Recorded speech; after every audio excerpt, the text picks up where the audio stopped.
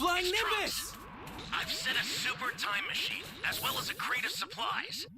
Here's how to launch. Find the power keys, then place them in the right spots.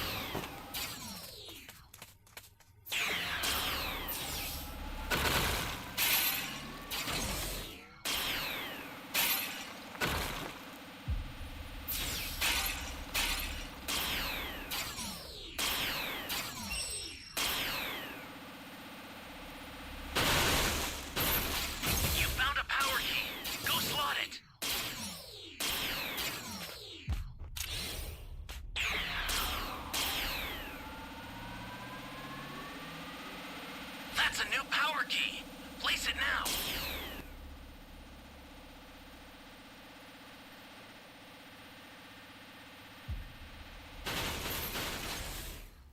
Got a power key right there.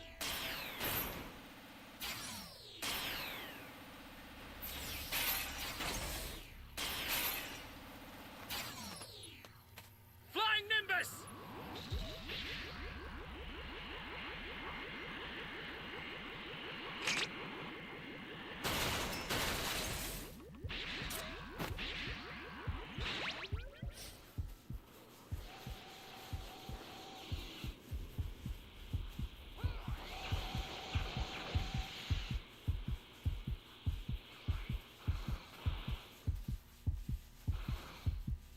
I've arrived, at last. I have stick drip and it's not helping. Stuck in a cave.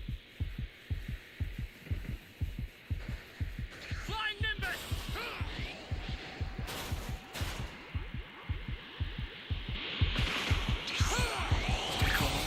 Stay calm.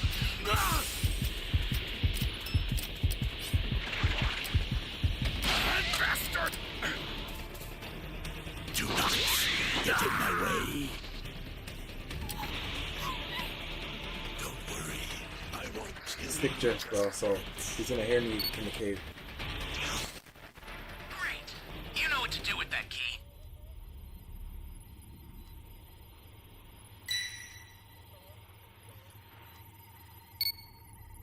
Eat? You might body count me.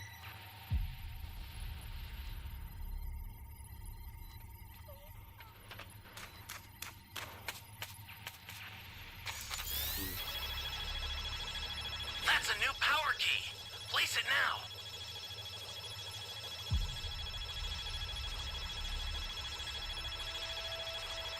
So, I owe you one. yo, what's up, Aaron? How you doing tonight?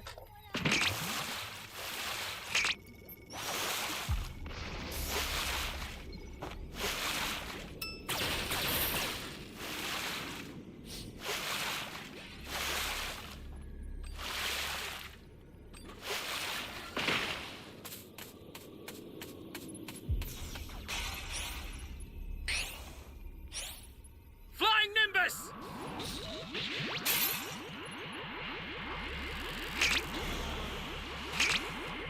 No, it's down to you has to be.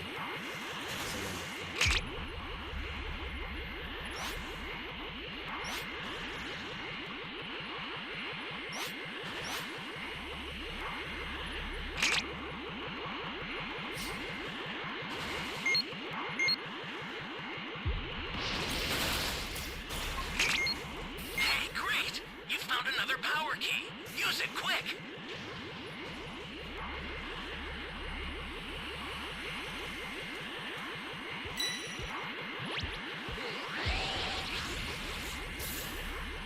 Access the startup system from the central area. Just a little more to go, then you're done. You've got all 7 Dragon Balls. Summon Shinron at the altar. The barrier? Where am I sitting? Where you at?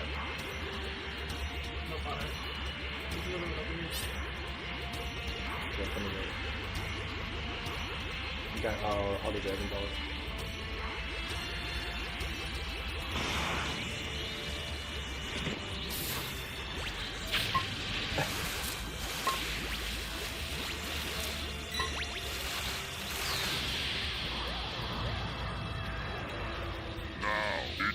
be done.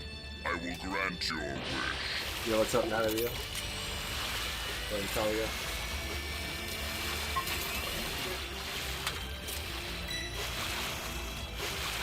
How you guys doing tonight? We're playing Dragon Ball The Breakers on PS5.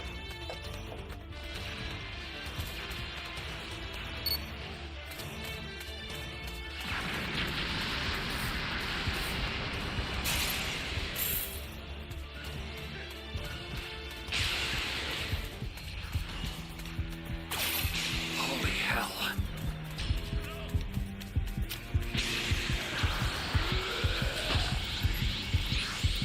When you put a time machine, you gotta fight.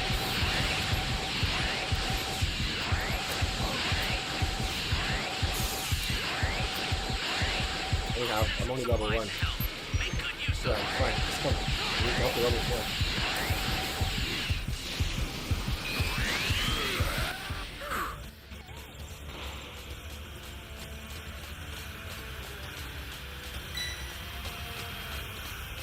No!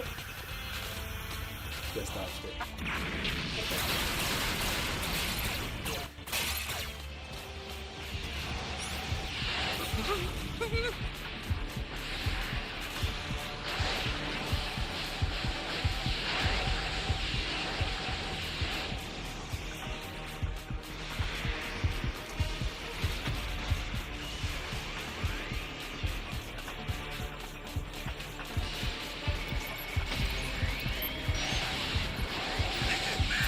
Somebody's down. Exercise extreme caution if you're going to help them.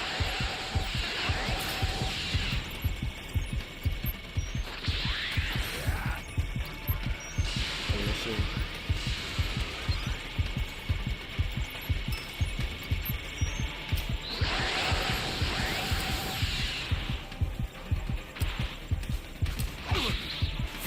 You're done!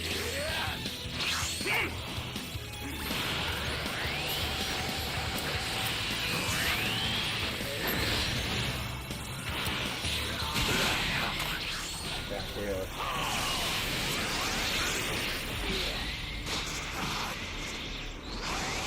These guys get a time machine now.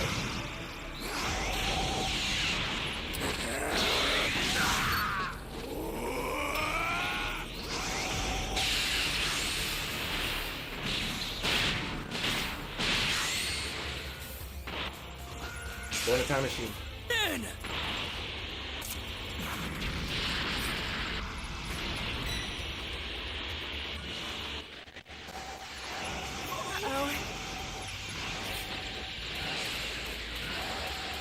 Ally down!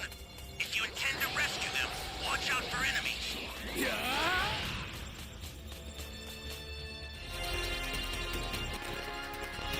Sacrifice. But you guys got the victory.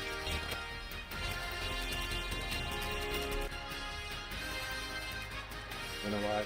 Takes off running at super speed, launching Goddamn. herself through the forested area to get home. The following On morning, the time Piccolo's training is interrupted when Videl calls, requesting him to pick up Pan from school. Piccolo wonders why Gohan can't do it, and Videl explains he's been busy with a research report he'll need to present. Piccolo reluctantly agrees, prompting Videl to offer him another plushie, which he apparently has plenty of in the corner of his room. Irritated, Piccolo flies to Gohan's house as he's working on his report. Scratching on the window, Piccolo reveals himself to Gohan, who happily greets him. However, his friend angrily questions what he's doing that's so important, prompting Gohan to demonstrate his report on ants that glow and transform when in danger, likening them to a Super Saiyan. Piccolo then yells at Gohan, demanding to know why he isn't picking up his own daughter from school. He then says that Gohan should be training more to prepare for the next threat to Earth. But when Gohan dismisses the idea, Piccolo attacks him, prompting Gohan to block and note that he hasn't gotten as rusty as Piccolo thinks. However, Piccolo follows up with a punch to Gohan's gut, telling him that he's been slacking as he outfits him with clothes resembling his, which Gohan notes are heavy. Gohan then thanks Piccolo again for getting Pan and offers him another plushie, and the Namekian yells in frustration, noting he doesn't need any more. Later that same day, Piccolo continues his training, only to be met with a burst of energy hurtling from the sky that delivers an enormous explosion upon impact. When the smoke dissipates, Piccolo is unscathed, and before him stands a strange-looking man with a yellow suit and blue cape, with the number 2 stamped across his chest. The stranger skillfully holsters his weapon that's assumed to have caused the explosion, and addresses the Namekian as King Piccolo. Piccolo, however, states that's not who he is anymore, confusing the stranger, who's told it's a long story and is questioned for his name. However, the stranger characteristically notes that his true identity is a secret, and Piccolo notices the appearance of the red ribbon logo on his shoulder. Piccolo points this out, recalling the symbol back when he was God, piquing the curiosity of the stranger, who wants to know more. Piccolo, however, dismisses this, telling him to do his homework next time, and points out the stranger's lack of ki, deducing he must be an android. Surprised that the Namekian managed to figure this out, the stranger confirms his intent to battle Piccolo, noting that today was supposed to be a trial run for him, but now he's gonna kill him. Piccolo reluctantly tells the adversary to hurry up, and the stranger rushes in with a punch, but narrowly misses Piccolo, who counters with his own punch to the gut. Piccolo then kicks the stranger away, but rather than colliding with a mountain nearby, he bounces off of it and lands a devastating punch to Piccolo's stomach. The stranger then backflips, slams his foot on the Namekian's head, and sends him plummeting down toward a mountain of rocks. Piccolo rises, noting his enemy isn't sustaining damage, confirming his suspicion that he must be an android after all. His thoughts are interrupted though, as the stranger lands behind him, stating this fight is a disappointment so far. Piccolo then discards his cape and turban as he charges toward the stranger, who dodges all of his attacks. Piccolo manages to land a powerful kick that sends the stranger flying, but he catches himself and lands gracefully,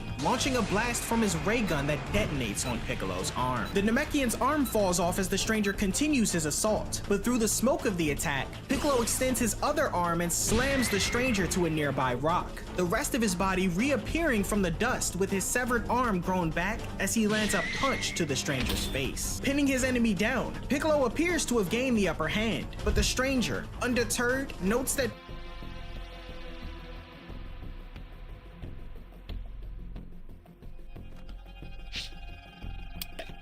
My power is rising.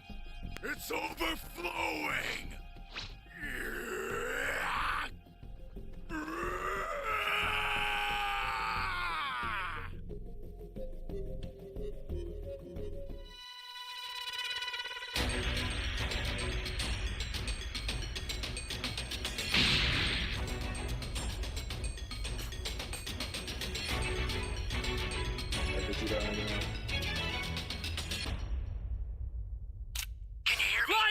Trunks. I've set a super time machine, as well as a crate of supplies. Here's how to launch. Find the power keys, then place them in the right spots. Raiders in seat.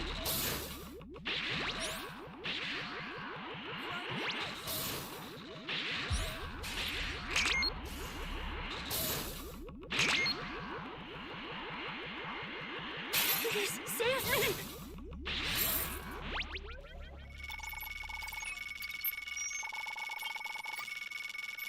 You're my savior. Got you, honey.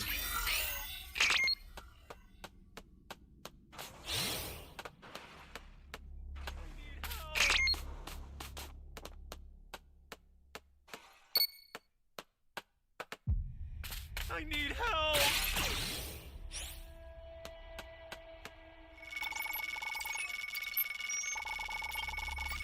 You found a power You're a key. big help. Go slot it. Let's watch it. We need to find a key quick. Flying Nimbus!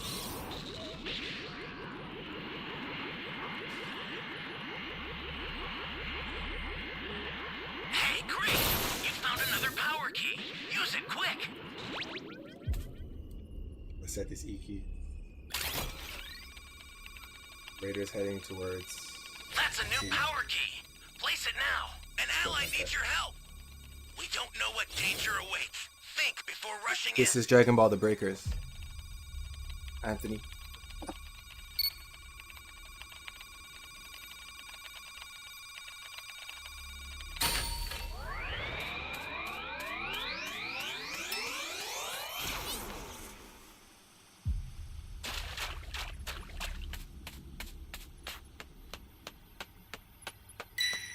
Welcome. Thank you. Great. You know what to do with that key.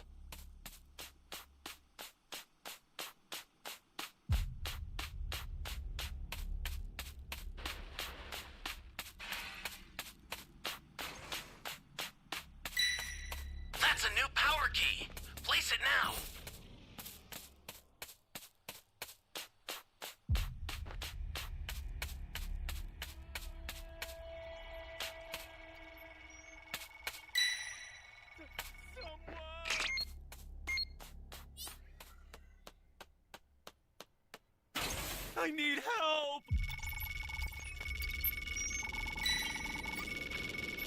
You're a big help!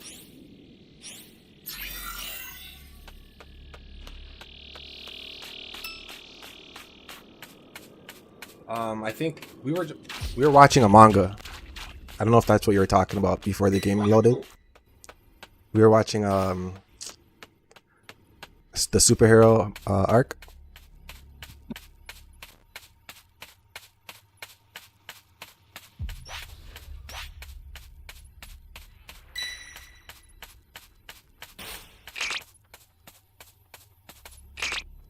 Want to D to set the key? It's someone said it. I come to C to set the key? Someone said it.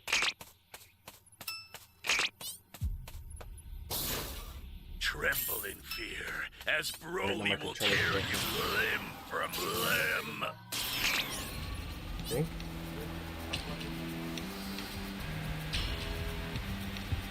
Yeah, there's some.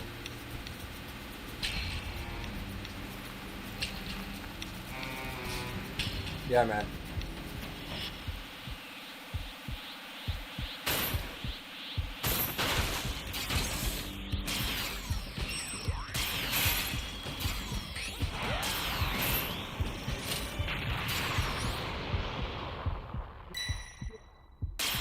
Grab it.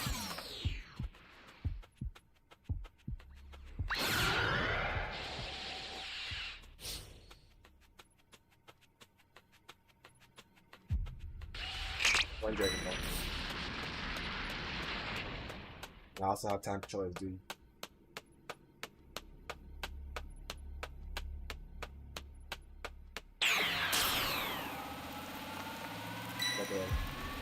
But you know I'm not. He's flying high in the sky. This is bad. Somebody's down. Exercise extreme caution if you're going to help them. Don't come to me. Ally down. If you intend to rescue them, watch out for enemies. You lost persons.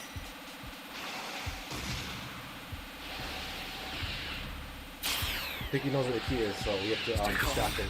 Stay calm!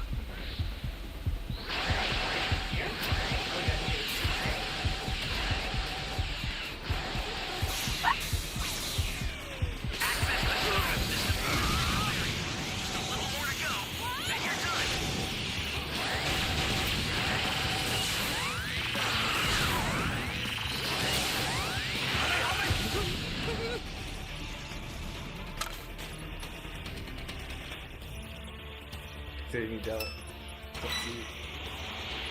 You good now? I owe you one!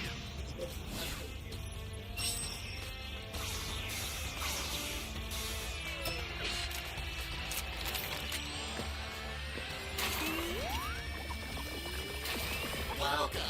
Thank you. The startup system's under attack. It's dangerous, so tread carefully if you want to get closer. The startup system is under attack. Holy hell. Stop it if you can, but retreat if you Dragon need Chains are to. nothing. Got it?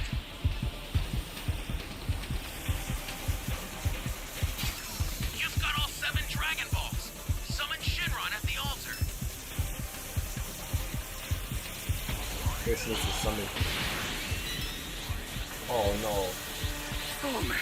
Summoned right there. This is bad. Stay calm. Somebody's down. Stay calm. Exercise extreme Go caution. summon, go summon, go summon, go summon.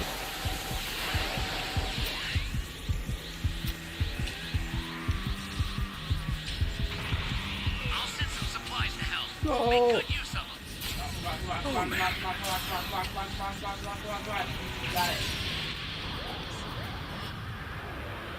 Now, state your wish. Consider it done. The super transfer is headed your way. Oh.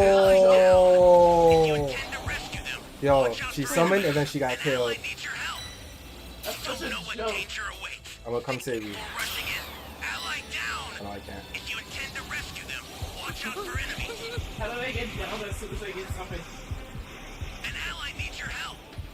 We don't know what danger awaits. Think before rushing in.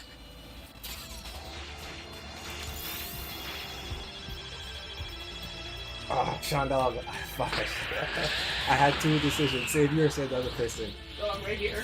Hello. I'll save the other person. We're close enough. Hello. Flying Nimbus! Okay, did anyone get the transfer? Or did we get Yeah, killed? they got it. Okay, try to go to supplies.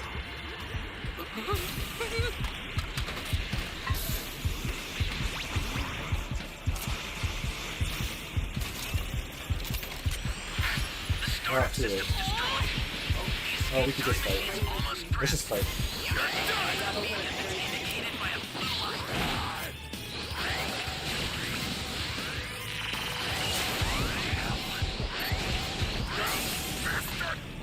We stood no chance, though. I tried to help the level 4, but I got cooked.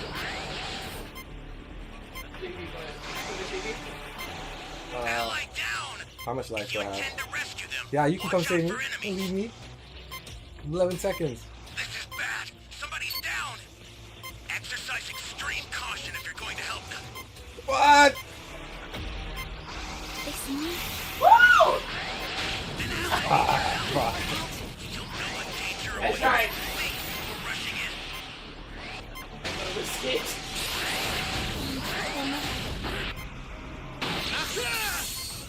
Thank God I got two of them. Yeah, it's all good. Broly's overpowered.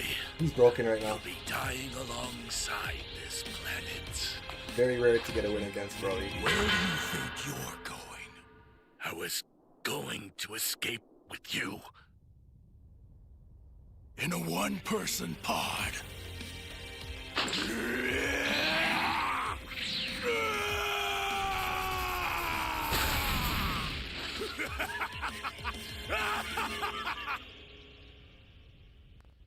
I'm gonna go back to the manga. Piccolo's arm can grow back and kicks him away, following up with a barrage of swift attacks and a knee to the chin. The stranger finishes the combo with an elbow to Piccolo's Watch the manga, gut, stating usually that he's got a tell them read on the Namekian's moves now. Piccolo attempts to strike, but the stranger evades, and Piccolo launches a barrage of ki blasts at him, but his adversary easily dodges them all. He then takes to the sky, equipping his ray gun again, and launches a devastating blast that Piccolo seems prepared for, creating a massive explosion that engulfs the surrounding area. The aftermath displays a large cloud of dust, and using his scanners, the stranger deduces that Piccolo's been killed and takes off. However, the Namekian, watching from above, notes that he can't allow this enemy to roam free. Piccolo then tails the stranger, unbeknownst to him, and they arrive at a giant lake surrounded by a mountainous region. The stranger lands in a base of sorts and greets his colleagues, who all don red ribbon attire. Following close behind, Piccolo sneaks up on one of the soldiers and robs him of his uniform, continuing his pursuit of the stranger. To his surprise, the lake was actually no lake at all, but a hologram disguising the Red Ribbon Army's base of operations. Piccolo sees the stranger flying nearby and land in a building as he follows close behind, noting that one of the soldiers referred to the stranger as Gamma. Suddenly, Piccolo is spotted by a group of Red Ribbon soldiers who refer to him as What do you mean what's going on? What's going on in general, or what's going on in the manga? That this isn't What's his going on in the game? What post, do you mean? But another, assuming 94 to be an eager member hoping to learn a thing or two, gives him permission to stand on the front lines of the inner chamber. Piccolo heads in and stands guard, noticing a group of individuals in the middle of the room, as well as the stranger he'd faced earlier. No, Dr. we are Hedo watching then commends the another stranger now YouTuber known by as the name of Gamma Justin 2 Den. on his efforts against Piccolo. He's, Gamma 2 thanks moderating Hedo for his kind the words, Dragon but Ball another Super stranger, manga, identical to Gamma superhero 2, art. now known as Gamma 1, So tells while his the next counterpart that game- he went overboard for what was while we supposed wait to for the be a next game to trial load, run. The discovery or to of get into a another match, android surprises we should just Piccolo, watch a but he manga. holds his astonishment as to maintain his cover. Hedo, in response to Gamma 1, tells Gamma 2 that he showed good You wanna know judgment. what the Gamma 1 loading then screen questions looks if like? Gamma 2 confirmed a corpse, but the latter claims there was no Or what need, the as lobby Piccolo looks was like. I don't know. definitely This is what the lobby blasted looks to like. smithereens. So Gamma instead of 1, just looking however, at this tells all his the counterpart time, that he lacks vigilance, as he I'll put displays a him on replay of the for us to battle watch. and shows an unknown figure emerging from the explosion. Gamma 2 dismisses this, stating that it could be anyone, but Gamma 1 says that if it were Piccolo, he could expose their entire their operation before they have a chance to destroy the rest of their enemies. Gamma 2, however, dismisses this, noting that even if Piccolo warns the rest of his friends, they'll be able to defeat them easily. Piccolo, Yeah, the confused, Breakers is about to wonders begin. about the We're just group of waiting for it to load. evildoers the Gammas are discussing, and simultaneously, Carmine displays the villains in question. Goku and Vegeta appear first, Carmine stating they aren't to be trifled with. He then switches to Majin Buu and Hercule alike, noting that Hercule's true power currently eludes them. Unimpressed, Dr. Hedo states that the Gammas are already powerful enough to overcome any threat, questioning Gamma 2 on his Match battle begin in against about a minute. Piccolo, to which the android notes that it was too easy. Hedo goes on to say that once the Gammas eliminate the organization within Capsule Corps, including Bulma herself, it's only a matter of time before the Red Ribbon Army can dominate the world. Magenta changes topics and questions Yeah, Hedo level on when his 61 creation Cell Max will be ready, but Hedo points out it's a needless concern, as the Gammas make Cell Max non-essential for their plan. Magenta persists in his questioning though, and Hedo pulls up the feed of his creation, resembling Cell's second form from the days of the android threat. So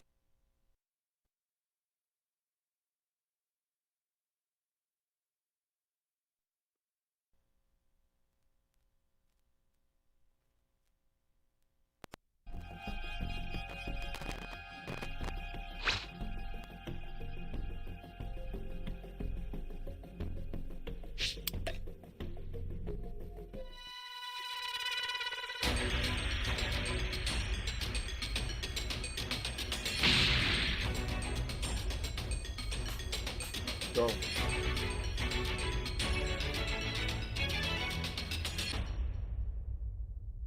Can you hear me? It's Trunks. I've set a super time machine, as well as a crate of is up, homie. supplies. Here's how to launch. Find the power keys, then place them in the right spots.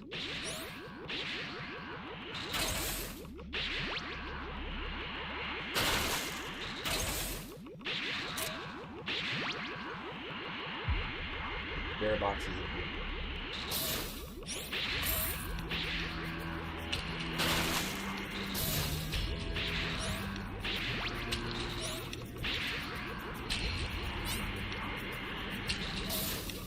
Let me see. Looks like it.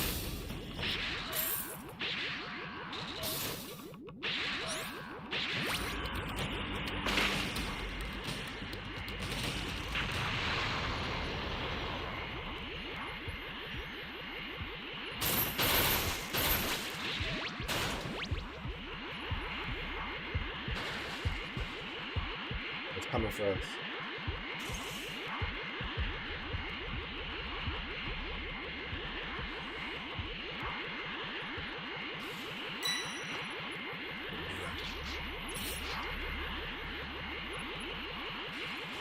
Get the heck out of there. He's sensing us. You found a power key. Go slot it. Great. You know what to do with that key. Gotta get a key.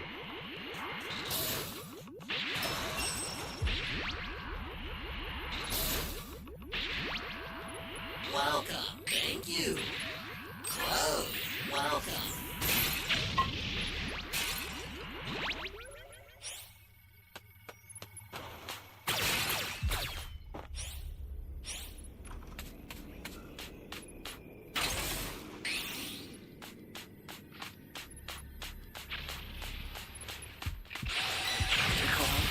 Piccolo?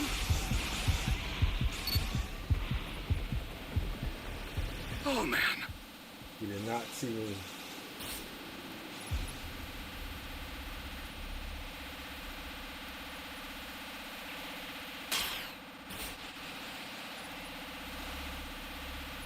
Gotta plant this key, so.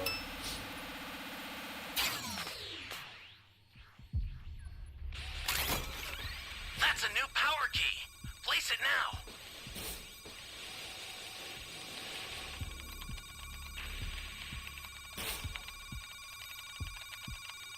Plant the key or head to D. This is bad. Somebody's down. Exercise extreme caution if you're going to help them.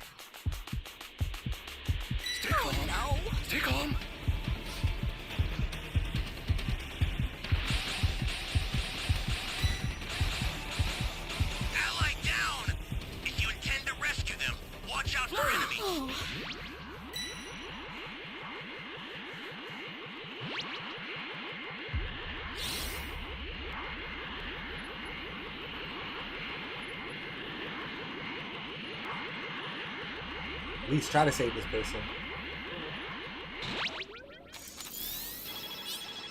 Great! You know what to do with that key.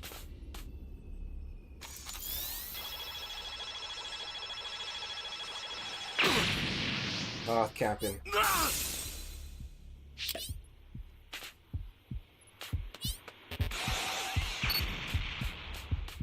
The startup system for the super time machine is ready. Head there now.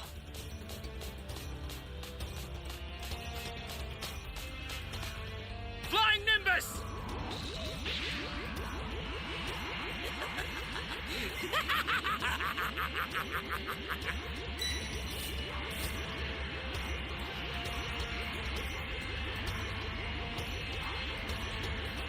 An ally needs your help. We don't know what danger awaits. Think before rushing in.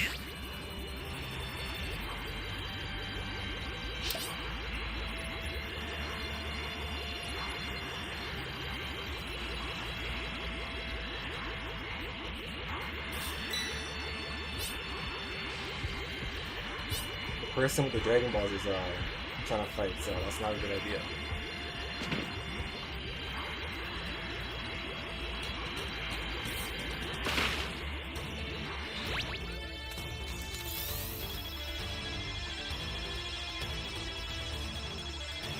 The name of this game, Dragon Ball: The Breakers. We need one more Dragon Ball. Get off! Bigger Dragon.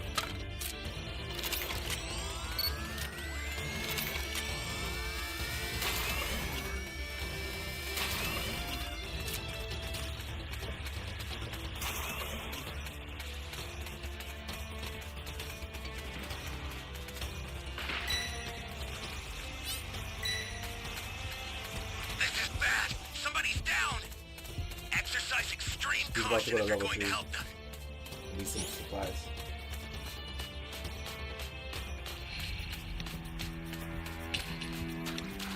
I'll send some supplies to help. Make good use of them.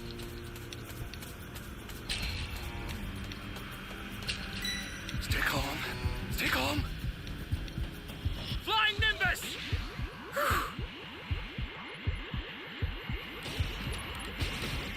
I thought I was a goner.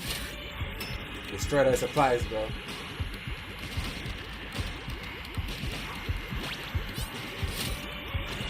And that girl got killed. This match is not looking too good.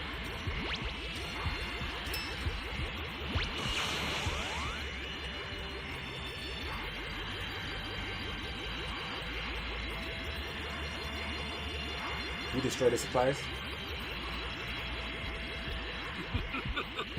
The startup system's under attack.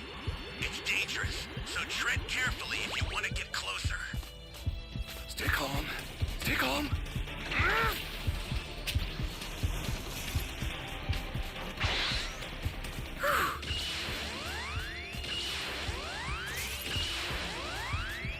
The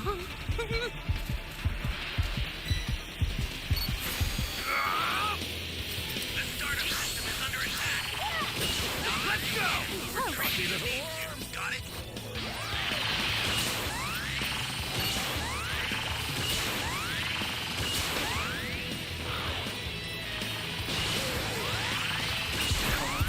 Stay calm.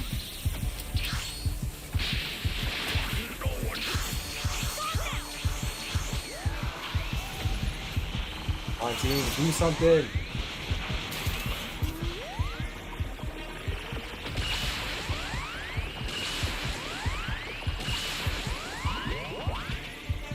Have some stuns.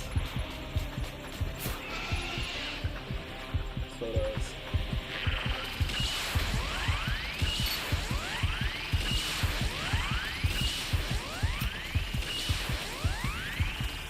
Ally down! How did you get You intend to rescue them. Watch out for enemies.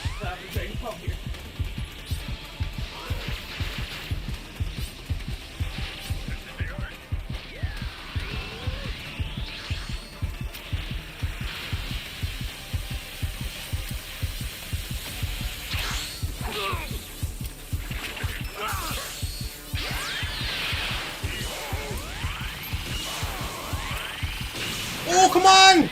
Go to the time machine, someone, please!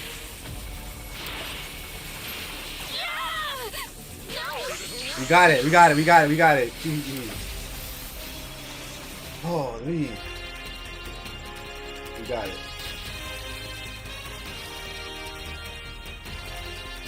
We got it, guys.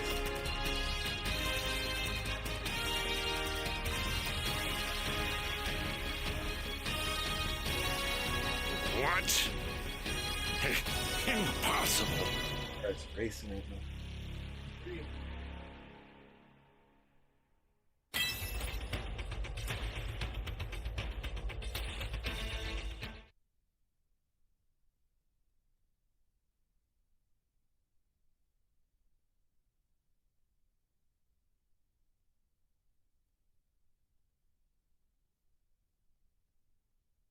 All right, go back to the manga.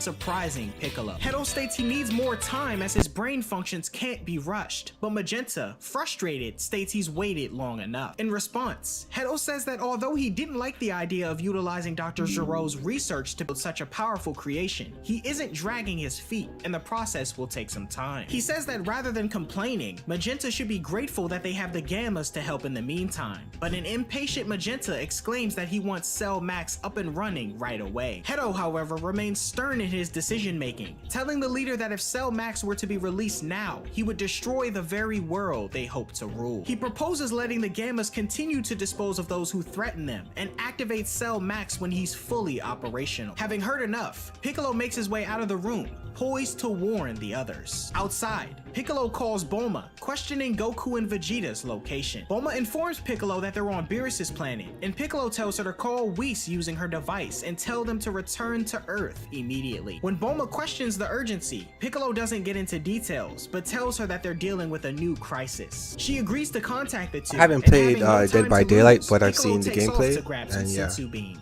If the game was Bulma frantically searches for her device got more to contact players, Whis, and Piccolo it would have arrives at done a lot Korin better Tower, than how it's explaining doing the now. situation to Korin and But Yajirobe. the Korin, however, developers, only has 2 sensu remaining, they did the and bare addresses minimum. Piccolo as Kami, but They Piccolo don't listen to the informs him fan that he base. doesn't go by that name anymore. But still holding Bulma on, still contacts playing, Piccolo, still have fun playing informing it. him But that yeah, she can't I find wish the device. Dragon Piccolo Ball's a tells her lot that the better, situation could a get lot more rough like without the Dead help by of Daylight. Goku and I agree with you. Vegeta, and Bulma opts to continue her Concept is search. cool. Piccolo then ponders on the situation, stating that based on his own battle, the Gammas are on par with Goku and Vegeta themselves, his last display of their power being the battle with Moro. Korin suggests Gohan step into fight, but Piccolo says the half Saiyan is of little use to them right now. He also states that numbers 17 and 18 are probably useless as well, given the enemy likely knows their weak points from Dr. Hedo's data. Majin Buu is also mentioned, having been asleep for a while now. With seemingly all his options depleted, Piccolo states he's the only line of defense against the Red Ribbon Army, but suddenly has a realization, claiming that Dende may be able to help him out. Meanwhile, Bulma continues her search for the device, finally stumbling upon it in the mouth of her pet dino. On Beerus' planet, Whis' staff receives the communication from Bulma, but the angel seems preoccupied with an ongoing battle. An explosion suddenly occurs, sending Whis' staff flying into the distance, continuing its reign. The battle seems to involve Goku, who's leaping away from an incoming blast unleashed from someone. Goku blocks the blast in base form, and appearing from the resulting smoke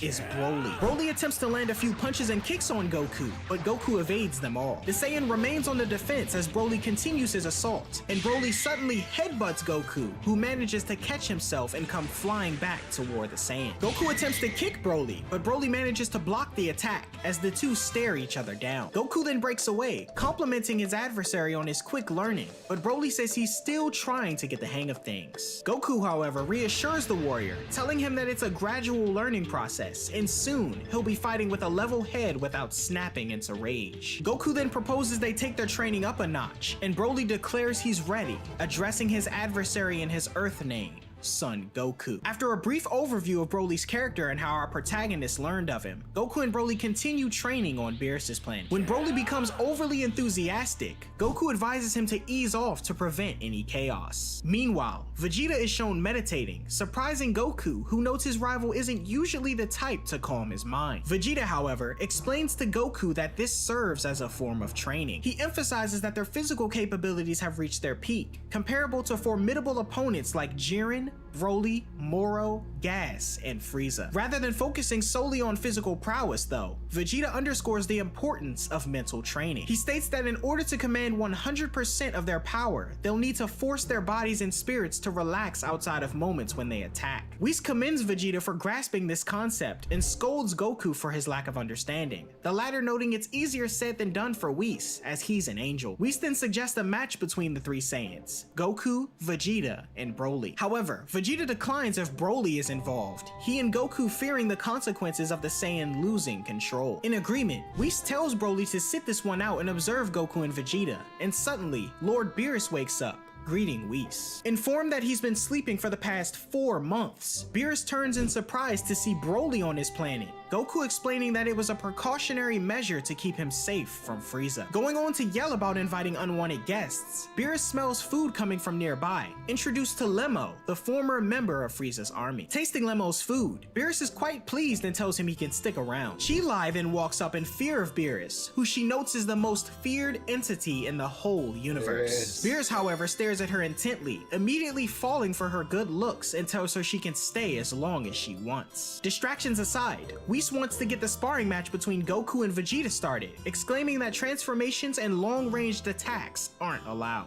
However, Goku questions if they can eat first, prompting a moment of relief. Elsewhere at the lookout, Piccolo approaches Dende to inquire about unlocking his latent potential, similar to how the Grand Elder on Namek empowered Gohan and Krillin long ago. Regretfully, Dende states that he's too young to perform such a task, but mentions using the Dragon Balls. He suggests that Piccolo use them to get rid of the Red Ribbon Army swiftly, but unwilling to bruise his pride, Piccolo declines. Dende then says he could ask Shenron to draw out his latent potential, surprising Piccolo, who was unaware the dragon could do such a thing. Piccolo wonders if he can gather the Dragon Balls in time, but Dende suspects Bulma has already collected them, noting that she's been making frivolous wishes over the years so no one could use the Dragon Balls for evil. Piccolo then calls Bulma, who confirms the 7 Dragon Balls are with her, questioning if he can use them as she's probably not wishing for anything important. Offended but in agreement, the two plan to meet at Capsule Corps as Piccolo takes off. Back on Beerus' planet, everyone enjoys a feast prepared by Lemo, who Beerus appoints as his new head chef. Everyone finishes as Goku and Vegeta prepare to face off in base form, Whis signaling the start of the battle. Goku charges in and attempts to punch Vegeta, but the Saiyan blocks his attack. The two trade blows before Goku gains some distance, leaping back in to deliver a kick that misses Vegeta and damages part of the planet. Vegeta rushes in to gain the upper hand, but Goku stops him in time, rushing in to deliver a kick that Vegeta grabs. In response, Vegeta spins into the Saiyan using his surroundings to bounce back as the two continue exchanging blows. On the sidelines, Beerus notes that Vegeta's moves have changed made it like, ever so slightly, Whis assuming that his training Broly must be wanted to get paying off. revenge The angel for his suggests dad? eating some dessert in the His dad meantime, died, right? and Chi-Lai offers to fetch ice cream, That would've been, supported by Beerus, who offers to lend cool her part two. hand. Goku and Vegeta's battle continues, the two locking arms and creating a cyclone, with Broly watching in amazement on the sidelines. Vegeta takes the opportunity to grab Goku and fling him down to the water, the resulting splash nearly hitting everyone, though Beerus protects them with a barrier, excluding Broly. The latter, however, remains unaffected, Whis teasing that Beerus Remember must have created Goku- the barrier to protect Remember Goku Chi-Lai was supposed in to be particular. evil, right? But he Meanwhile, hit at his head Capsule Corps, and he turned Piccolo's good. arrived and So calls you on never know, bro. Shenron, He could hit who his head somehow emerges and he could greets his turn master. Piccolo questions if into, Shenron like, can draw Z out his Broly. latent potential, and thanks to the upgrade on You the never know. Dragon Balls, he confirms That he could be a can. cool The concept. dragon then grants Piccolo's wish, fueling him as the That's how we Namekian get notes Broly he to turn never evil. knew he held such power. Shenron notes he threw in a little extra Because he's and already questions saying what Kakarot, Piccolo's second wish is, right? but the Namekian Goku tells already told him Bulma to she say- can call him have the other Kakarot. two, prompting So, her to wish for a minor booty lift and an Broly gets, like, extra a head 2 injury, millimeters on and her the only thing he knows eyelashes. is Kakarot. Shenron departs until the next how he time gets they to see meet Broly him, in and the soon secret. after, Bulma yells out in concern. There, I just Piccolo made it. I just questions made a what's script. wrong, and when Bulma tells him they could have used one of the wishes to bring Goku and Vegeta back to Earth, Piccolo scolds her for wishing for a butt lift. Having no option but to figure out the situation, Piccolo opts to do some recon and takes off, Trunks listening in on the conversation. He then calls Goten and tells him something big must be happening, convincing his grounded friend to lie to his mother about where he's going so they can get some superhero action in. Meanwhile, back at Red Ribbon HQ, Magenta and Carmine ponder about taking out Goku and Vegeta, though their spies haven't managed Right now to in the locate lobby, them. 6 out of 8 Carmine suggests targeting Gohan next, noting that these days he poses as a biologist, but Red Ribbon data shows that he defeated Cell over 7 years ago. However, Magenta says that they shouldn't cause a ruckus in the city streets until Cell Max is up and running. He then concocts a plan to lure Gohan to their turf by targeting his daughter, surprising Piccolo. Dr. Hedo finds the plan to be reprehensible, but undeterred, Magenta orders one of the Red Ribbon soldiers to pick 2 of his men for the job. Piccolo, disguised in his Red Ribbon attire, volunteers for the mission, claiming familiarity with Pan as Hercule's granddaughter. He partners with another soldier, number 15, and realizes that staging Pan's kidnapping might be the catalyst to reawaken Gohan's fighting spirit. Piccolo and Soldier 15 arrive at Pan's kindergarten, the latter looking sad as Gohan was still too busy to pick her up, and Videl was running late. Number 15 questions if this little girl is the one they're looking for, and when Piccolo confirms, he moves in for the kidnapping. Number 15 approaches Pan, greeting her as an uncle, but Pan rushes in and punches the man with intense force, knocking him out as she explains to her teacher that he's a stranger. Piccolo flies in as Pan goes on the offensive, but she quickly realizes that her friend is underneath the armor, much to Piccolo's pleasure. Pan's teacher questions Piccolo on who the unconscious man is, but when the Namekian informs her that this is a simple training exercise, she goes along with it. Walking back toward the Red Ribbon spacecraft, Piccolo and Pan board with Soldier 15, Pan questioning what's going on, and Piccolo opting to explain once they're in the air. He tells her to put on a pair of handcuffs first though, and the two abruptly take off as they smash through a Clean God billboard. Informing Pan of the situation with the Red Ribbon Army, Piccolo tells her that she'll need to pretend to be scared. Pan voices uncertainty regarding her father's arrival, but Piccolo assures her that he'll show up. Otherwise, he'll beat him within an inch of his life. Soldier 15 then wakes up, immediately noticing Pan handcuffed as she pretends to be afraid. He notes that he doesn't want anyone knowing that he got beaten up by a kid, and Piccolo agrees to keep it a secret. Approaching Red Ribbon HQ, Soldier 15 throws Pan into a nearby chair, recording her as she keeps up her act. Carmine orders 15 to show Gohan and lure him to HQ, along with Piccolo, who's ordered to tag along as well. Arriving at Gohan's house, the two appear outside his window,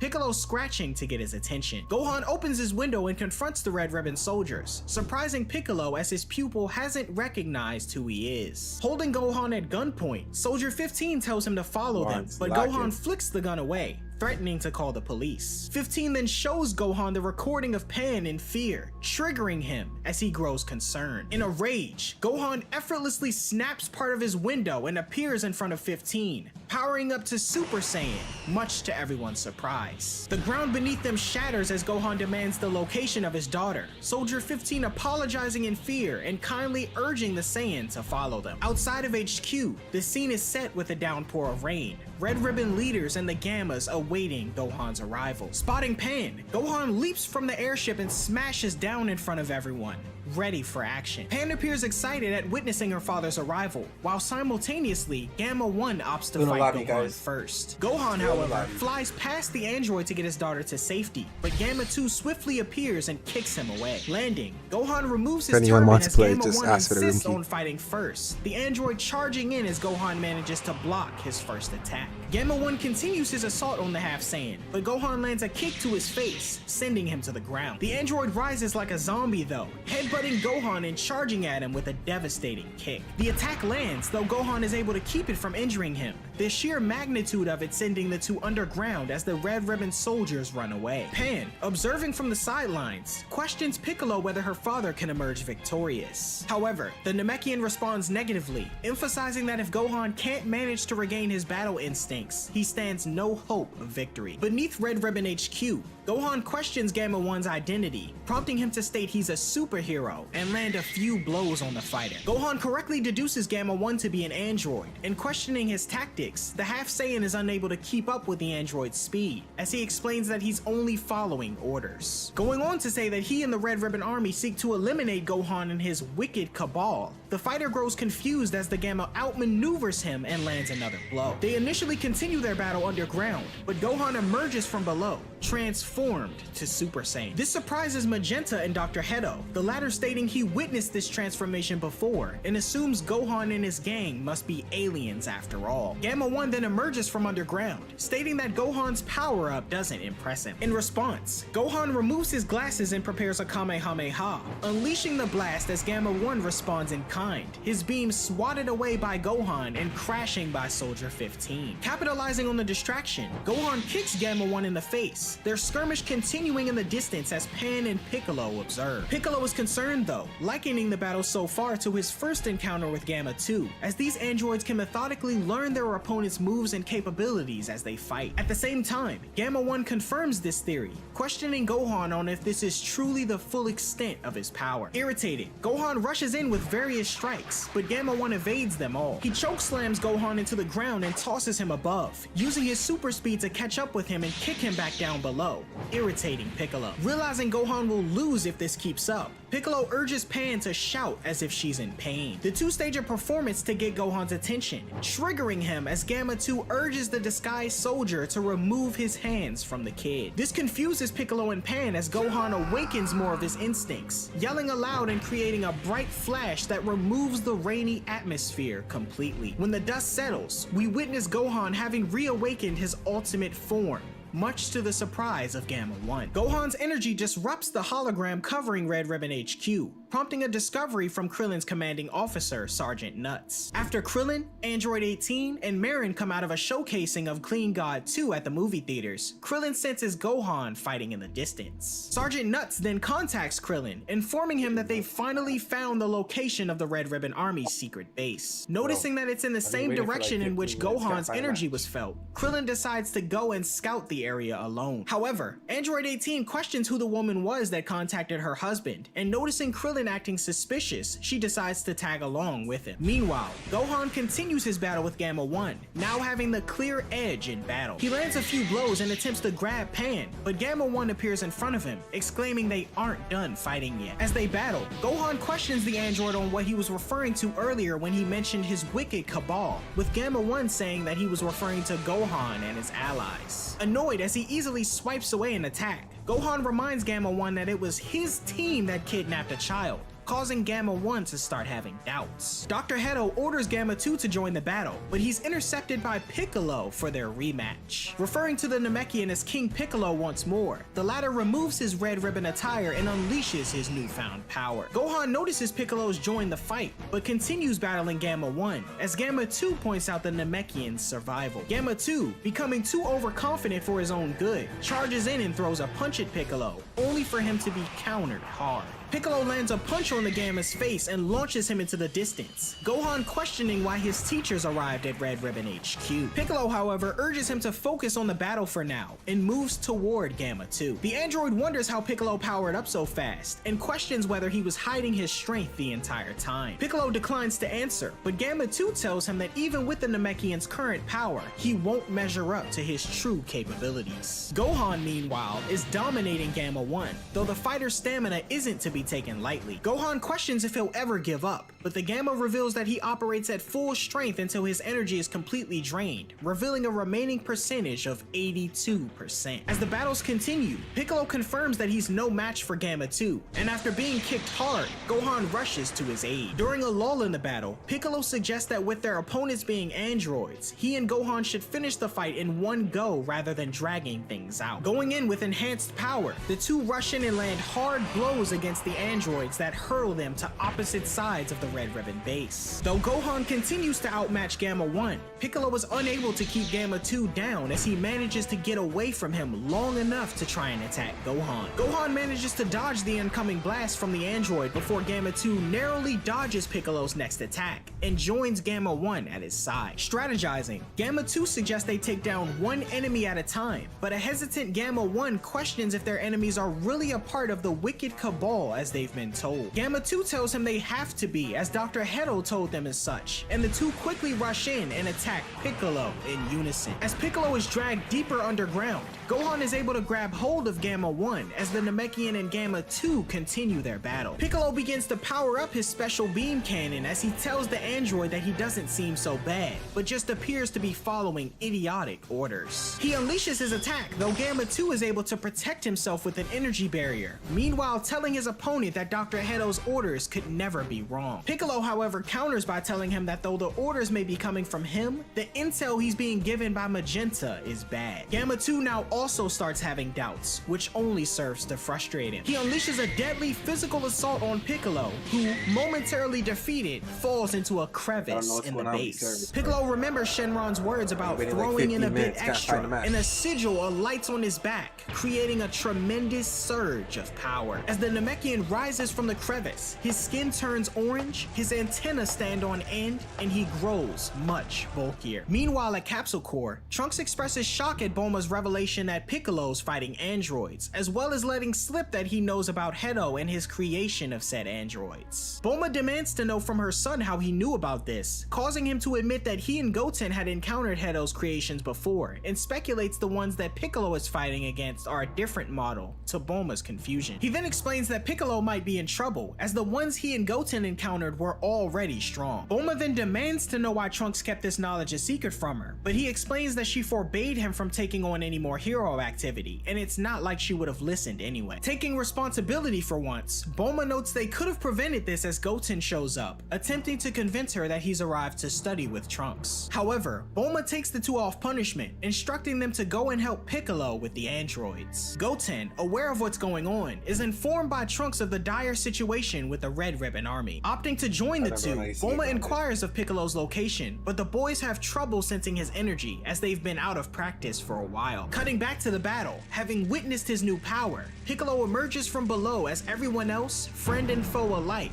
watch on with surprise. Gamma 2 charges at Piccolo and unleashes a barrage of punches at the Namekian. However, barely flinching with his stronger form, Piccolo lunges in and takes out Gamma 2 with a single punch. Marveling at his newfound strength, Piccolo's interrupted when the Red Ribbon soldiers open fire on him, though their attacks don't do any damage at all. Magenta and Carmine sense the Gammas losing their advantage and start to retreat, while Pan meanwhile breaks from her handcuffs and begins plowing through Red Ribbon soldiers. Threatened by Pan, Carmine pulls and fires a gun at her, with Pan dodging all of his shots. Outraged by Carmine's actions, Gamma 2 finally realizes they've been lied to and ceases his fight with Piccolo. Pan delivers a kick and punch that knocks out Carmine, and powering down to base form, Piccolo tells Gohan to quit fighting Gamma 1. While Magenta slips away, Dr. Hedo heads out after him. Inside the base, Magenta prepares to awaken Cell Max. When Dr. Hedo tries to stop him, attempting to convince him that the Gammas are just confused, Magenta shoots Hedo and begins to undo more of Cell Max's restraints. Dr. Hedo gets up, reminding Magenta about his toughened skin and removes his trench coat for battle, but Magenta reveals that he's gone through some upgrades as well. Removing his suit to show the cybernetically enhanced body underneath, he prepares to fight, but is stung on the back of the neck by Hachimaru, whose poison begins to kill him. As Dr. Hedo rambles on about the effectiveness of Hachimaru and his plans to escape with the Gammas, Magenta uses his final moments to undo the remaining locks on Cell Max. Above ground, the battle seemingly over, everyone regroups, now with the Gammas with them. Bulma arrives, having brought Trunks, Goten, Krillin, and Android 18 as backup. Goten greets his brother, who has a hard time seeing him as his glasses were tossed away earlier. Goten and Trunks marvel at the cool look of the Gammas, and Piccolo is surprised to see that the boys have grown so much since they last met. Gohan notes that Saiyans remain small until they hit a certain age, at which point they have a radical growth spurt. Krillin questions the situation with the Gammas as Gohan and the others were just fighting them, but unable to see who's talking to him, Gohan notes his eyesight is terrible, but it improves when he transforms. Meanwhile, Dr. Hedo attempts to stop Cell Max's release, but finds little success. Gamma 2 notes his loss to Piccolo after he turned orange, and Gohan questions his teacher about his new form. He then tells him to give it a name, to which Piccolo arbitrarily decides on Orange Piccolo. Suddenly, the sky darkens as a massive explosion occurs behind everyone, Cell Max beginning to emerge from his chamber below. The monster lets out a furious scream,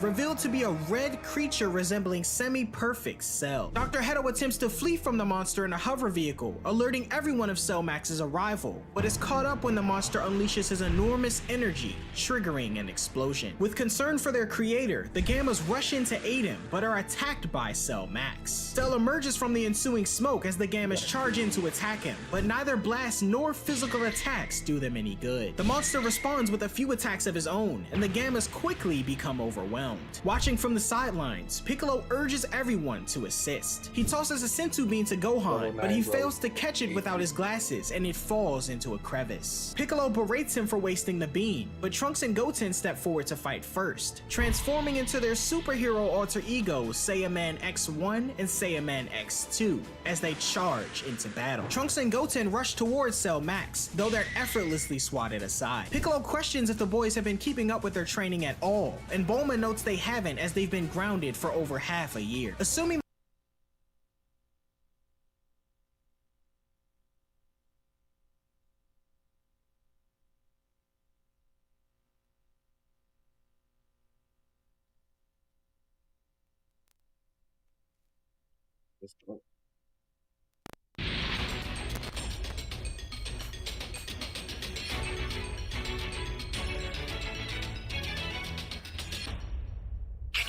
Flying Nimbus!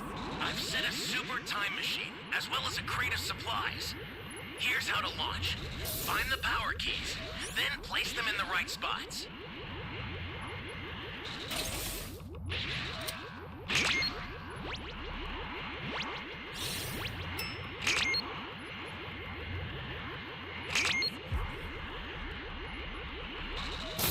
You found a power key. Go slot it.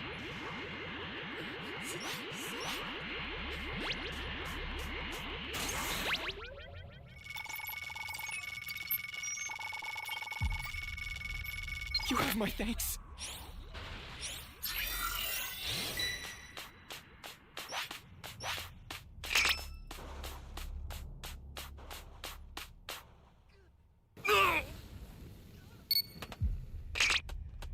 Flying Nimbus! Thanks, bro.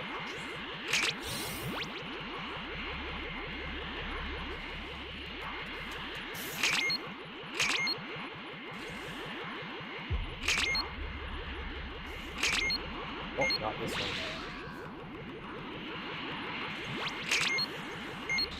Hey, great! You found another power key. Use it quick. Brother, it took me like over 25 minutes to find a match.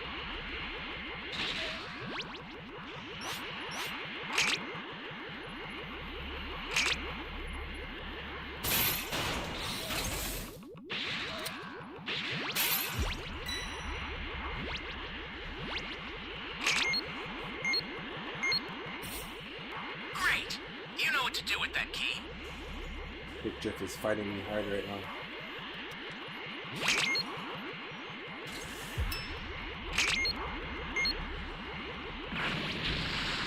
Hey, great! You found another power key. Use it quick. That had to be.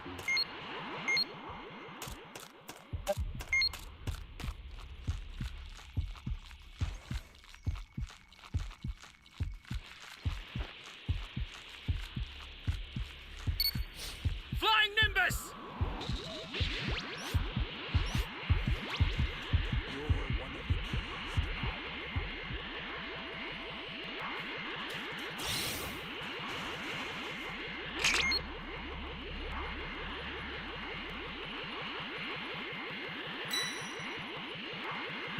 Right now, a survivor. While I'm playing in the lobby.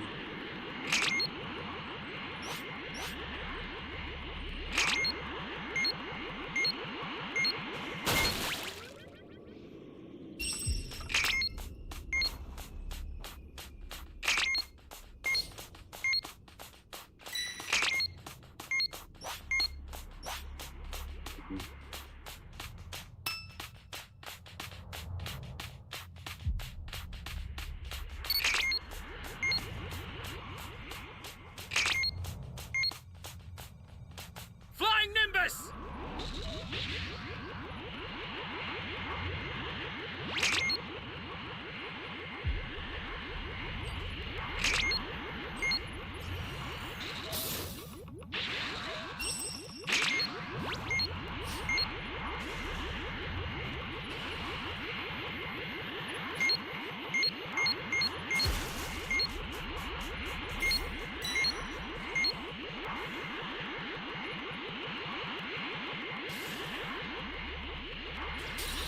Great! You know what to do with that key.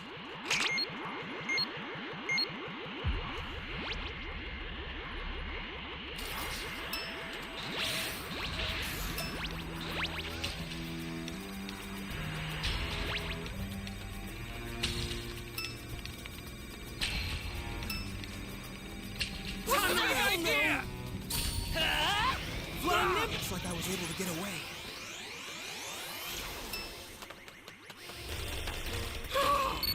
Yes, later.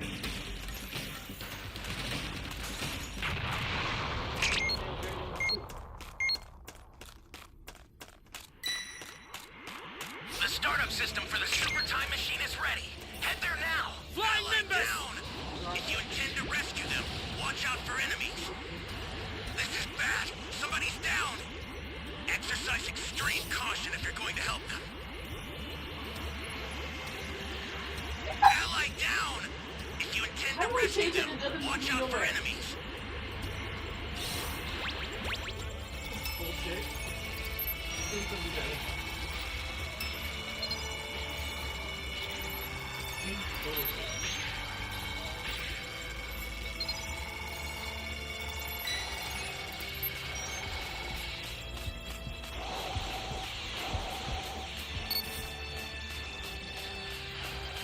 For a second.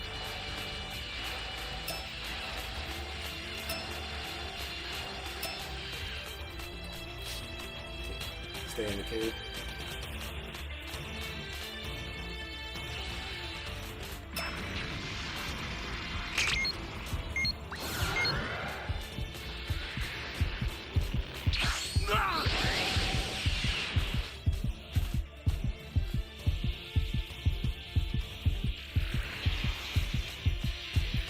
Stay calm. Stay calm. The startup system is under attack. Stop it if you can, but retreat if you need to. Got it? I'll send some supplies to help. Make good use of them. Bro, how did this guy just transform out of nowhere?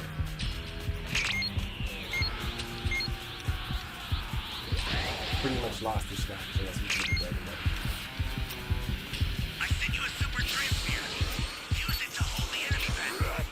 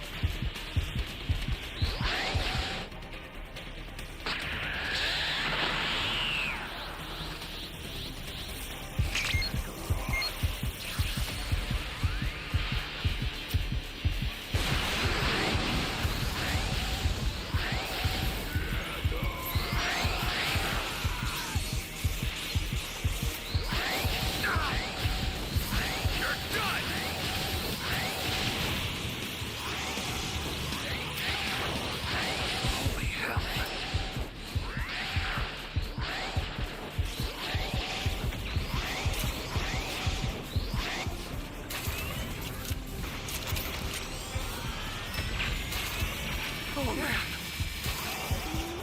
Holy hell.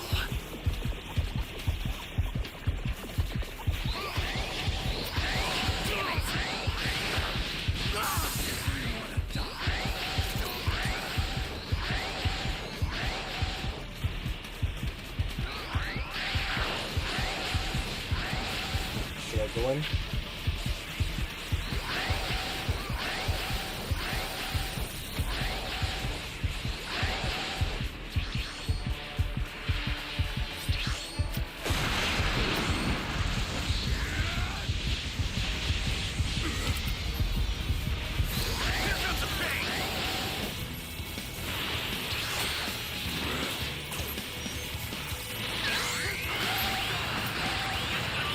Dragon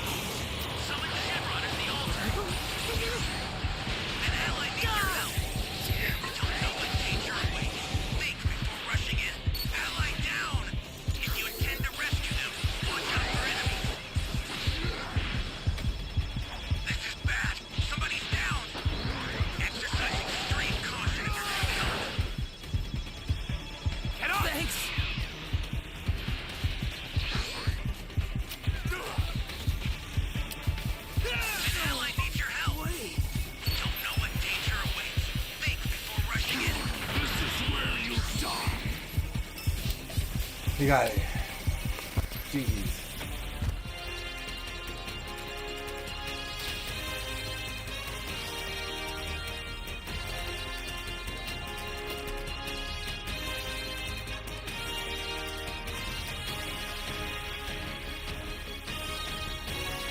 What is this?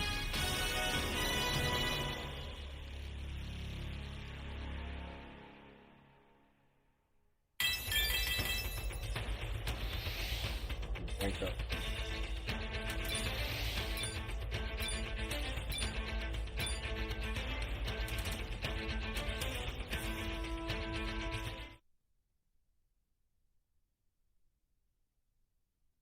They have no choice but to rejoin the fight. Piccolo is interrupted as Trunks tells him not to worry, stating he and Goten haven't even gone Super Saiyan yet. Piccolo expresses his doubt in the boys as the Gammas continue their assault on Cell. Trunks questioning Gamma 1 on if the monster is used to moving his body around. Gamma 1 confirms that Cell hasn't figured out how to properly wield his strength, prompting Goten and Trunks to power up to Super Saiyan and charge in once more. With their significantly improved speed and maneuverability, they find success in landing blows on Cell Max. On the sidelines, the Gammas observe Goten and Trunks' battle, piecing together that their creation was based on the boys and their Saiyaman alter egos. Eventually, both Gamma 1 and Gamma 2 join in to assist them in taking down Cell Max, all four heroes demonstrating a super cool pose and charge in, performing a Cyclone-style Tornado Super Hurricane attack, pile driving straight into Cell Max's stomach. The attack sends the monster hurtling toward the edge of Red Ribbon HQ, much to everyone's surprise. Astonished that the boys actually managed to buy them some time, Piccolo questions if Gohan is ready to fight, the Half Saiyan noting he has enough strength to go Super Saiyan. Cell Max soon gets back on his feet, seemingly undamaged, and unleashes more of his power. In the blink of an eye, he rushes toward Trunks and the others, quickly taking down his opponents. As the others watch from the sidelines, Gohan notes that as Cell Max's power continues to grow, he also appears to be getting used to fighting. As a last resort, Goten and Trunks decide to utilize fusion, but having not performed the technique in years, they're unsuccessful and produce the fat version of the form instead. They attempt to go Super Saiyan, but it's to no avail, the fused warrior then deciding to attack Cell Max, but he's quickly taken down. With no other choice, Gohan and Piccolo decide to join the battle, powering up and rushing in with Android 18 following suit. Piccolo lands a powerful kick to Cell Max's neck, followed by Android 18's Ki Blast assault and Gohan's powerful Kamehameha. Cell, however, deflects the attack,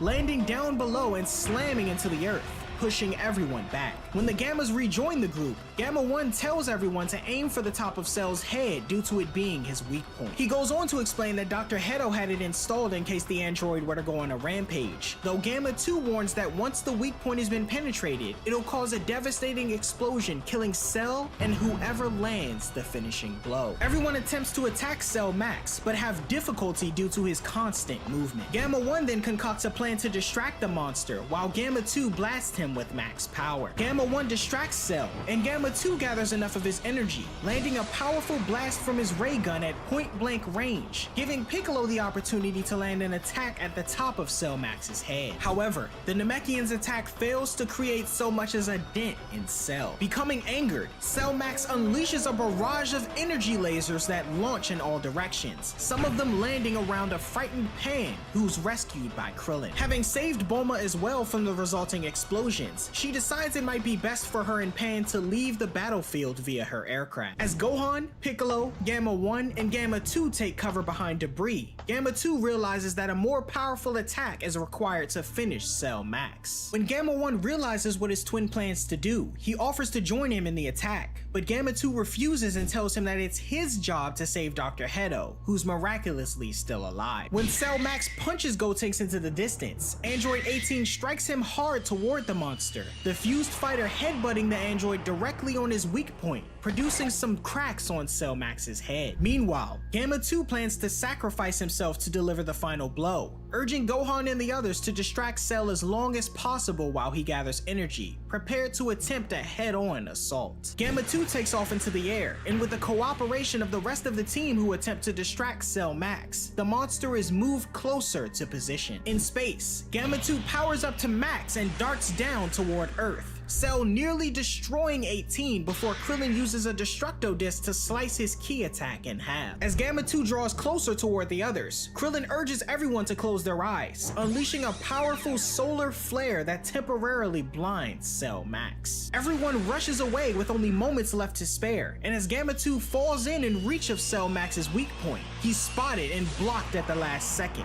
only managing to take off Cell Max's arm. Enraged, Cell Max tries to stomp Gamma 2's lifeless body, but Piccolo intervenes, returning to his orange Piccolo form to halt and hold up Cell Max's foot. Struggling with the weight, the Namekian is aided by Gohan and Krillin, who blast Cell in the face, though they're attacked by the monster's mouth blasts. Gamma 1 swiftly moves in to retrieve Gamma 2 and lead him to safety, as Krillin urges Piccolo to employ his gigantification technique, reminiscent of the 23rd Tenkaichi Budokai. Piccolo then grows to an equivalent size of his opponent, throwing Cell Max backwards and using a mouth blast of his own to knock him into the ruins of Red Ribbon HQ. Witnessing Piccolo's giant size, Gohan believes that victory is now a sure thing, but Piccolo tells him that growing in size doesn't actually increase his strength. He hands Gohan the last sensu and reveals that he's thought of a strategy, telling his pupil that he could be the strongest in the world if he were to only put his mind to it. He decides to bet everything on Gohan's power and tells him to show everyone what he's really made of and save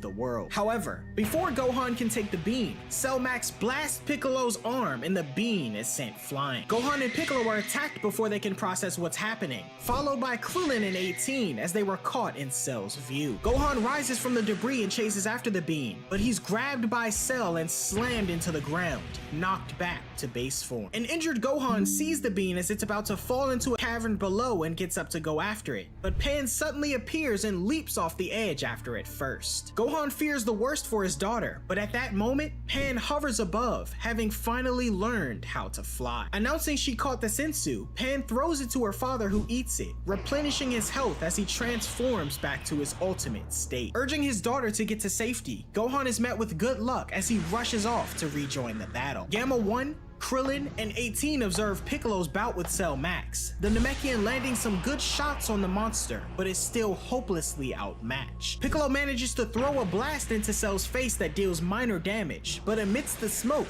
Gohan rushes in, delivering an uppercut to Cell Max that knocks him down, and proceeds to blast him off the building and down into the rubble below. Amidst the lull in the battle, Piccolo urgently huddles everyone up, telling Gohan he'll do everything he can to take Cell Max down, and in that moment, Gohan must unleash every last bit of his power into a blast that will finish the android off. Cell Max then returns, seemingly more powerful and angry than ever before. As Gohan gathers up his ki, Piccolo rushes in to fend off Cell Max for as long as possible. Despite his best efforts, Piccolo continues to be outmatched, Cell unleashing a relentless pummeling on the Namekian that leaves everyone in astonishment. Gohan worries for the safety of his friend, but a bloodied Piccolo urges him to stay back and focus on releasing his energy. Opting to take things up a notch, Piccolo rises to his feet and charges at Cell Max, both fighters dealing a devastating blow to each other's faces. Despite this, Cell regains control and continues to assault Piccolo, Krillin urging Gohan to pick up the pace, or his friend will be killed. Cell continues his assault, each attack more ferocious than the last, prompting an angered Gotenks to rush in, followed by Krillin and 18. Regrettably, the trio is swiftly subdued, with Gamma 1 also lending assistance before being swiftly rendered unconscious. Piccolo takes the brunt of Cell Max's kick head on, utilizing the monster's tail to hit him in the face. However, Cell retaliates with a blast that completely obliterates Piccolo's arm, taking the opportunity to deal more damage to him. Gohan braces himself as he plans to go help his friends, but Piccolo orders him to stay back and refrain from entering the fight until his power surpasses Cell Max's. Cell grabs Piccolo and throws him into the air, unleashing a barrage of energy blasts on him. The android powers up a devastating attack and launches it toward Piccolo while he's still in midair, Gamma 1 racing to catch up just as the two appear to be caught in the powerful explosion. From below, below, Gohan witnesses the blast, presumed to be the last man standing, as Cell lets out a mighty roar. Suddenly, something snaps within Gohan, and similar to many years ago, the warrior's power explodes into a raging inferno that covers the majority of Red Ribbon HQ. When the smoke clears, Krillin and 18 regain consciousness to witness the awakening, their ally now in a new state with red eyes and long spiky hair. Cell Max rushes in and strikes Gohan in the stomach, failing to do so much as even budge him as the attack's power explodes behind them. In return, a darker sounding Gohan questions if this is all his enemy can do, responding with a powerful kick on Cell Max's abdomen that sends him hurtling back into the mountainside in the distance. Just then, Piccolo lands on the ground, Gamma 1 lying on his chest, having saved the Namekian from a possibly fatal attack by using his barrier to shield him. The sight of his unconscious friend makes Gohan angry, and when Cell Max emerges again, the latter powers up a deadly final attack as he takes to the skies. This move, containing enough energy to destroy the Earth, is halted by Piccolo, who regains consciousness and uses his extendable arm to ensnare Cell Max. At the same time, Gohan, seeing Piccolo okay, readies himself and charges up a powerful special beam cannon. Panic setting in, Cell Max urgently tries to use his wings to fly away, causing Piccolo some trouble in holding him down. However,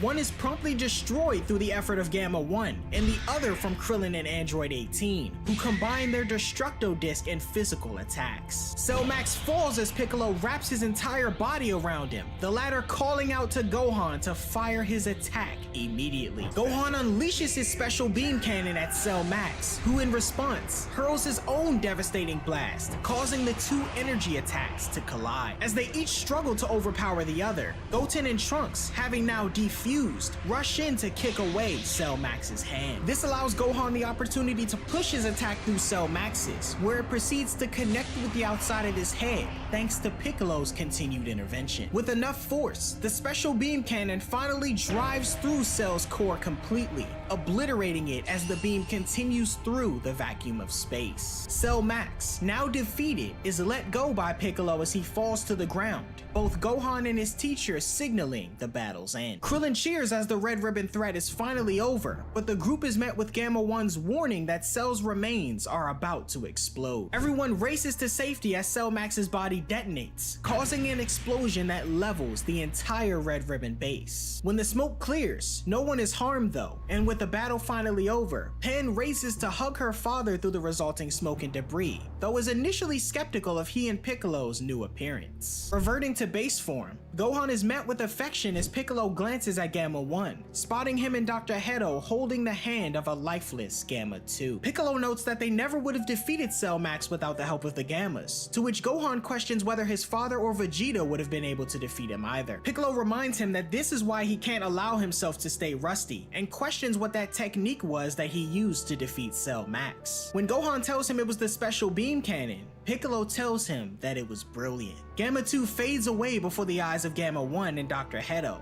the android explaining to Piccolo that his twin used up all his energy in a final sacrificial move. Piccolo praises the efforts of Gamma 2, prompting thanks from Gamma 1 and Dr. Hedo, who note that the group have saved the world. Remorseful, Dr. Hedo admits that he overlooked what was right due to the allure of the Red Ribbon research funds, supported by Android 18, who states he gives androids a bad name. Bulma wonders how Hedo managed to survive the ensuing chaos, but he explains that he's modified his skin to withstand any impacts. Offering himself and Gamma 1 up for the authorities, Dr. Hedo is interrupted when Krillin and Piccolo decide it should be water under the bridge, due to the Gammas being largely responsible for their victory and Hedo not having evil intent. Hedo then questions Bulma on if he and Gamma 1 could be hired to work at Capsule Corporation, and upon inquiring if Hedo knows anything about beauty treatment, she agrees to his request, hoping that he can develop his skills to make her skin look younger. Piccolo insists that anything's better than using the Dragon Balls for that, and Hedo and Gamma 1 thank Bulma. Pan then shows off her new ability to fly in front of the whole group, much to Piccolo's surprise, who says the next phase of her training will begin tomorrow. Elsewhere, following the death of his boss and the destruction of Cell Max, an injured Carmine along with a handful of Red Ribbon Army members escaped the destroyed Red Ribbon base. After being questioned by Soldier 15 on what he plans to do, Carmine voices his intention to return to Red Pharmaceuticals. pharmaceuticals. Meanwhile, on Beerus' planet, after hours of fighting and finally running on fumes, both Goku and Vegeta deal more blows to one another, attempting to finish things with one last clash. Vegeta manages to get a tap in on Goku's chest first, knocking him down as the Saiyan declares his defeat. Vegeta revels in his victory, boasting that he's finally defeated Goku before collapsing from exhaustion. With the match finally over, Chilai witnesses Lemmo and Broly crying, having observed such an amazing battle. Opting to repair the damage done to the landscape, Whis goes to find his staff and notices he's received a missed call. On Earth, Gohan and the others head home, the half Saiyan noting that he hadn't realized how much Pan has grown. He goes on to say that he shouldn't be spending so much time with his nose in the books and suggests spending more time with his daughter. Recalling Bulma and questioning her motive for reaching out, Whis inquires if she had something to share about food. She replies with a simple sure before bidding farewell abruptly, leaving Whis perplexed about what was going on. Heading back from Magenta's funeral days later, Carmine and Soldier 15 discuss the future of the Red Ribbon Army. Carmine determines that while they still have their funds in research, there's no point in continuing operations while Gohan and Piccolo, the two they believe responsible for destroying Cell Max and causing the downfall of the army, remain alive. Getting caught up in traffic, they find Saiyaman X1 and Saiyaman X2 making easy work of several bank robbers. After cleaning up the mess caused by the robbers, Carmine, having been impressed by their display of strength, approaches the would-be heroes and offers a chance to speak with them over pizza. At the local pizza parlor, Carmine tells the two that he'd like them to beat up a bad guy and offers them payment in return. The two voice their uncertainty in tackling the mission, not believing it to be very heroic, but Carmine ropes them in using reverse psychology, asserting that the Saiyamen must be afraid to battle a powerful foe. The Saiyamen take the bait and accept the mission to prove themselves, the four taking off to do away with the presumed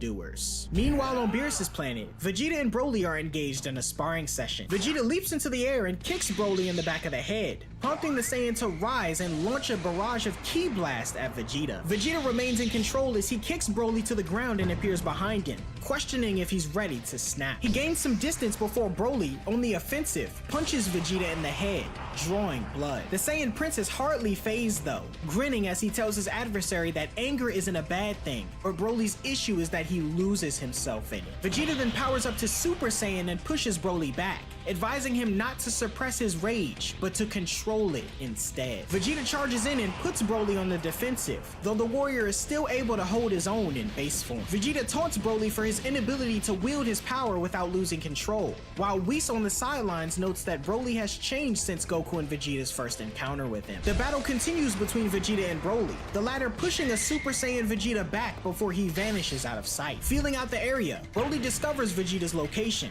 unleashing a barrage of ki blast to draw him out. When Vegeta opts for an onward assault, the two clash with one another, Goku on the sidelines impressed with how well Broly's holding his own. Whis comments on how Broly has begun to grow at last, while Vegeta, powering down, points out that Broly may be able to battle without losing himself now, but he's still unable to unleash his true power. Broly questions Vegeta on what he should do, but Vegeta demands him to find the answer himself. After a breather, Chilai comments on how Goku and the others are too relaxed, going on to bring up Frieza in his new and improved form, questioning what they'll do if he shows up unexpectedly. After a moment of silence, Goku states his astonishment at Frieza training as hard as he did to surpass them, and Beerus scoffs at the remark, noting that there will always be someone stronger than Goku. Beerus advises the Saiyan to keep pushing with his training, and states that when he's become stronger than him, he'll nominate Goku for the next god of destruction. The Destroyer then inquires with Whis about the latest world-ending threat that occurred on Earth, with the Angel telling him that Son Gohan and Piccolo defeated a beast known as Cell Max. They were really bad, bro. Beerus had entirely forgotten about I was Goku waiting having like a son, 25 minutes likely for a due match. to the unfavorable My last impression match. he left in the past. Following that, Right now, Vegeta interjects, probably like citing over Bulma's 15 information that Gohan might have surpassed both Goku and himself in his most recent battle. Goku expresses regret, wishing he could have witnessed it firsthand, but acknowledges being preoccupied with his fight against Vegeta at the time, a fight in which Vegeta boasts again that Goku lost. Back on Earth, Carmine takes the Saiyamen to Gohan's house. The queues were really making bad him out to be yesterday. the evildoer that needs defeat. I tried Soldier queue 15 for is like scared to draw almost an Gohan hour, out, and I so gave up. I Carmine didn't does the stream last honors and night. fires his gun into the Saiyan's house, catching his attention. turned it After off. recognizing both Carmine and Soldier 15, Gohan angrily transforms back into his new form, believing that they've arrived to kidnap his daughter again. Carmine, Soldier 15, and even Goten and Trunks grow nervous, the boys donning this state for the first time as Gohan's beast form. On Beerus' planet, Goku and Vegeta sense Gohan's power-up, and the Saiyan angrily makes his way toward Carmine. Carmine urges the Saiyaman to eliminate Gohan, but when the latter sees the two, he powers down and demands them to explain what's going on. Suddenly, Goku appears on top of Carmine's car, greeting both of his children and Trunks, saying that it's been too long. Exclaiming Gohan's ki just now was incredible, Goku suggests that they head to Beerus' planet so he can show him his new form. Gohan heads back to the house to put on suitable clothing, while Goku wonders what Goten and Trunks are doing at Gohan's house. Keeping their heroism and initial plan with Carmine a secret, the two note they came to Gohan's to play, and Goku suggests they tag along with them. Still present on the scene, Carmine and Soldier 15 attempt to leave in the car they arrived in. Before they have the chance though, Goten, Trunks, and soon afterwards Gohan enter inside, where Goku uses his instant transmission technique to transport the group to Beerus' planet. Arriving in the middle of a yoga session, everyone turns to see Gohan and the others arrive with Goku. Goten and Trunks are surprised to see Beerus' planet for the first time, while Carmine and Soldier 15 wonder what's going on. Stating that he heard Gohan was amazing on Earth, Goku suggests that he and his son should spar together. Gohan agrees, and when Beerus berates Goku for bringing more uninvited guests, Whis notes that it's okay, as they might actually witness something interesting. Readying themselves, Goku questions if Gohan's new form is similar to Super Saiyan, but his son notes that it's called Beast, a form named by Piccolo. Questioning if Gohan can utilize his beast form at will, Goku is met with confirmation when Gohan says that Piccolo taught him how to control it. He goes on to say that he finally understands what Goku told him about being ready for a fight anytime. Gohan and Goku discuss Piccolo's new form as well, and when Vegeta questions his son on if he also proved useful in the battle with Cell Max, Trunks hesitantly tells him that he did by using combination moves with Goten. Wanting to see for himself, Vegeta suggests that Goten and Trunks battle Gohan first, and Goku agrees. On the sidelines, Broly questions who the newcomers are, and Whis reveals that they're the children of Goku and Vegeta. As the fight begins, Gohan transforms into a Super Saiyan as he fends off attacks from both his brother and Trunks. Initiating their Cyclone-style Tornado Hurricane attack, they charge at Gohan, who effortlessly leaps over them. This prompts the boys to go crashing into the ground, embarrassing Vegeta as Goku notes they make too many unnecessary movements. Gohan advises that they remove their Saiyaman headgear so they can actually see where they're going, and after doing so, they each transform to Super Saiyan themselves. On the sidelines, Broly questions if everyone can turn Super Saiyan at will,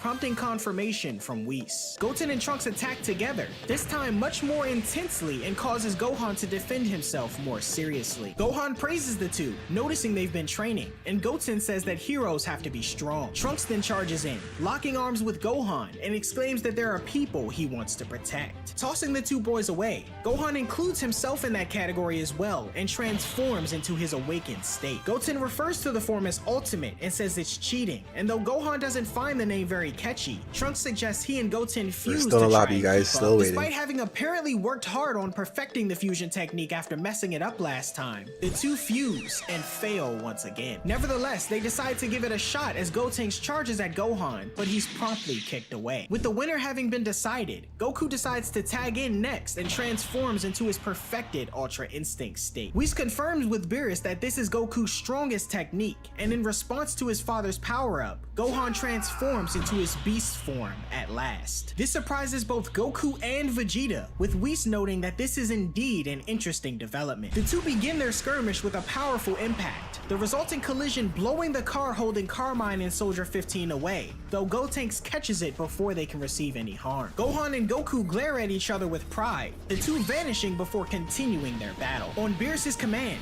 Whis erects a barrier around the spectators so they can watch without issue. Goku and Gohan begin to kick off their battle and level Beerus' planet with warm-up strikes, the two splitting apart and landing in a cavern they created, as Beerus complains about the resulting damage the two are causing. Goku continues his intense sparring session with Gohan, each using their strongest form available to them. Gohan manages to kick Goku through a hill and forest before he brings himself to a halt, the Saiyan complimenting Gohan's latent potential and applauds him for taking the time to train his new form. However, Goku reveals he'd been holding back a degree with his Ultra Instinct and shows off the results of his own training, appearing behind Gohan and kicking him into the distance. Pursuing his son, Goku smacks Gohan down into the water, evading a kick from him moments after along with a barrage of his attacks. Watching from the sidelines, Vegeta notes that Goku's Ultra Instinct is shifting the battle in his favor, using skill and experience in tandem with the divine technique to easily evade Gohan's assault. After being ferociously kicked away, Gohan praises Goku's use of Ultra Instinct, though he notes his father hasn't seen the full extent of his beast form just yet. Gohan then raises his energy,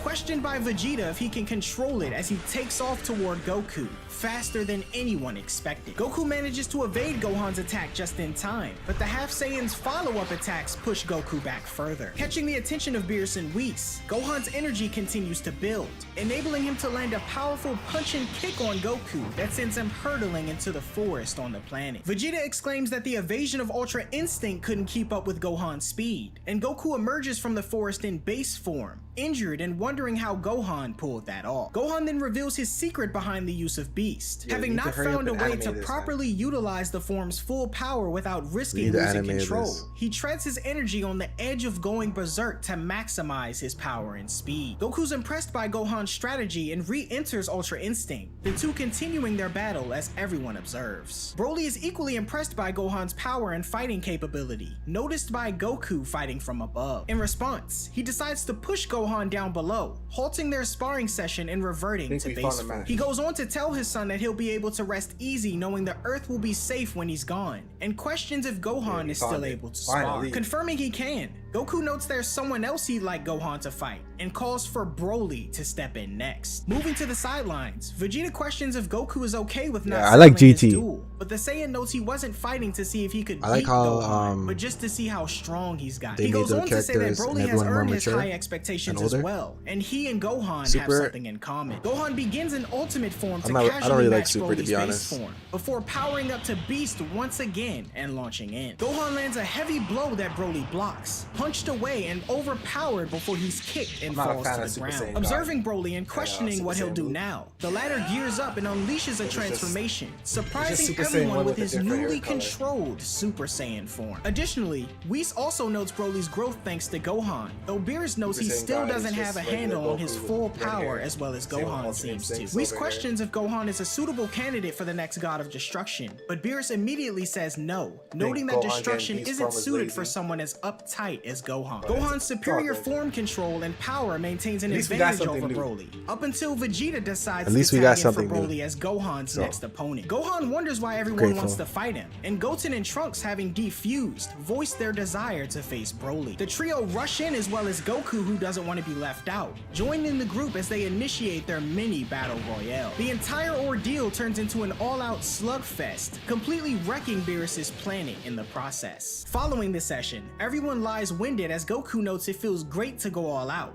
Gohan chiming in as he hasn't pushed himself that hard in a while. The group enjoy a feast cooked by Lemo as Goku and Vegeta question the identity of the Red Ribbon Soldier.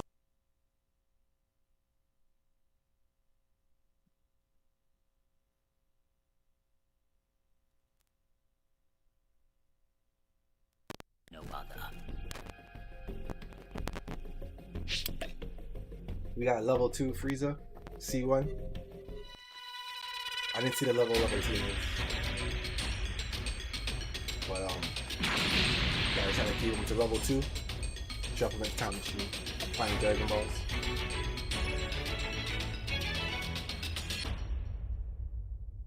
Can you hear me? Flying Nimbus! Trunks! I've set a super time machine, as well as a crate of supplies. Here's how to launch. Find the power keys, then place them in the right spots.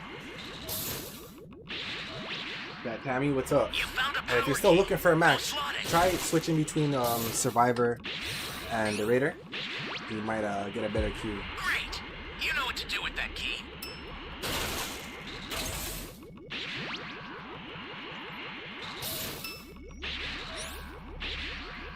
You always get a better queue when you're a Survivor or a Raider. Is anyone out there? Thanks.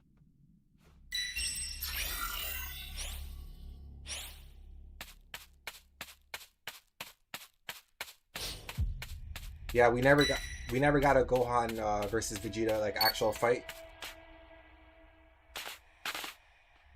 It would have been nice if Beerus fought Broly as well.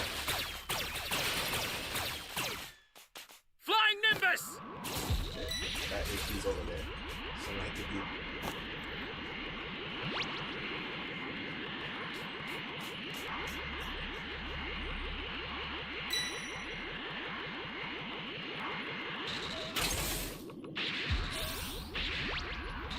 That's a new power key. Place it now.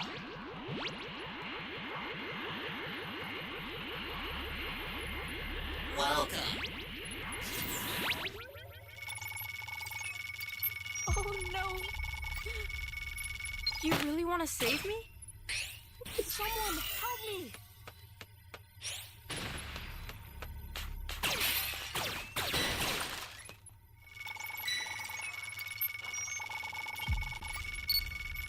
You really want to save me? Bad. Somebody's down. Exercise extreme caution if Del you're going to is help. down, guys. He is down. Thanks for the announcement. Breaking news, Del is down! I mean, like, they didn't see it at the top where the right word.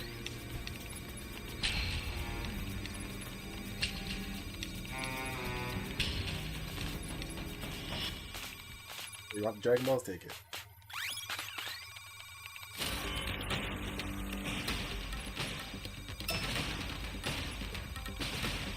Come and save you.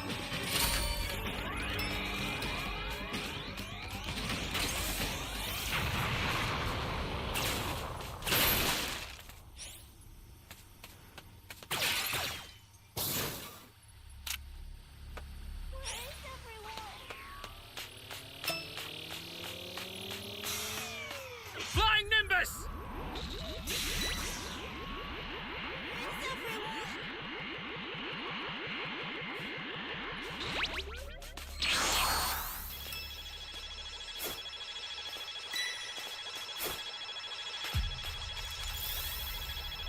Get up!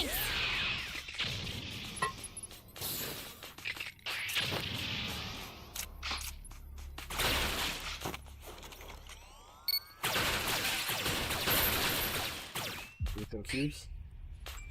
Yeah.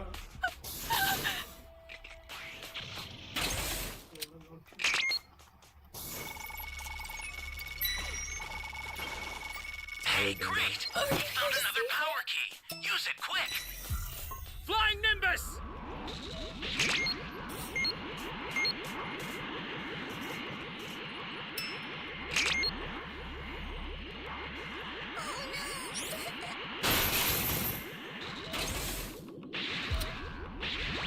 Where is everyone? Go. You be safe somewhere. Thanks. Come to me. I got you some cubes. I marked it. I'm gonna go plant this key. I have patroller's duty, I think. Or did I take it off? I don't remember. Flying Nimbus!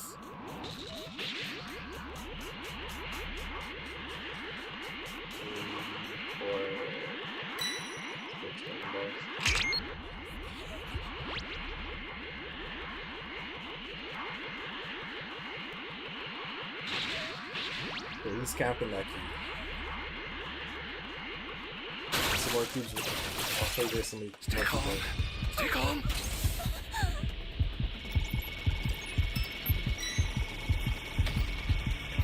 Thank you so much. Hurry out. Flying Nimbus!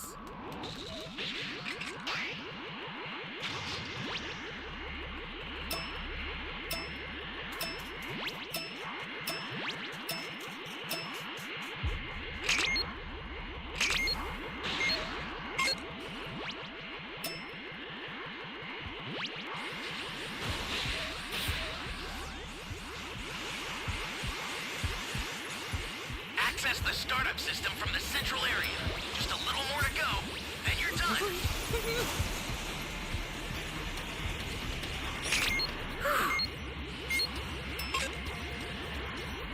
Okay, so 1, 2. I think we got all the Dragon Balls. Oh, there's one right here. I'll pick it up. Alright.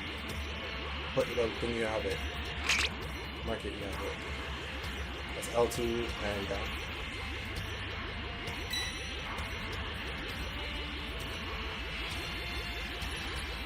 How much do I like Beast Gohan from 1 to 10?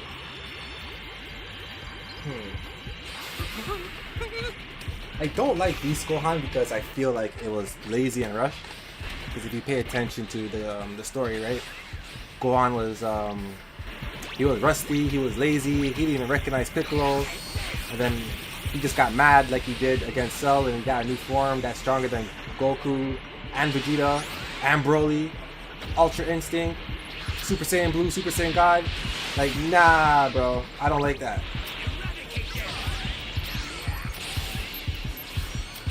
I mean, his form kind of looks okay, but again, it's just a silver-haired version of Super Saiyan.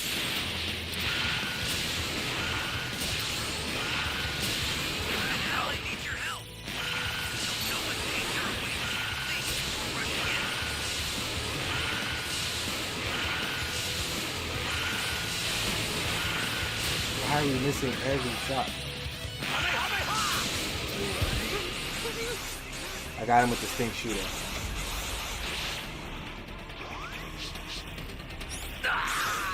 You have to go in for the kill. I'll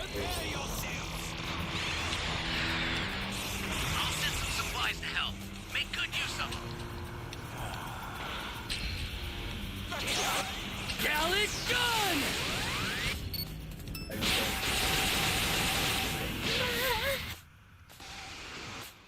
This is bad. He's 2 bars, bro. Exercise extreme caution if you're going to help them.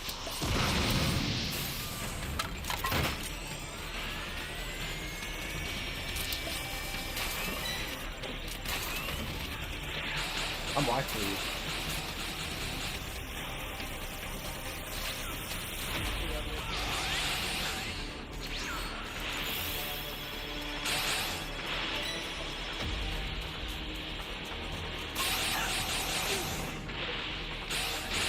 An ally needs your help. They Don't know what danger awaits. Think before rushing in. Where am I, fam? I'm right there. This is bad. Somebody's down. Exercise extreme caution if you're going to help them. The startup system's under attack. It's dangerous. No one else has Dragon Chain. Go, go, go, go. Go in. Go fight. System is under attack. Stop it if you can, but retreat if you need to. Got it? Go in. Oh, shit. Come on.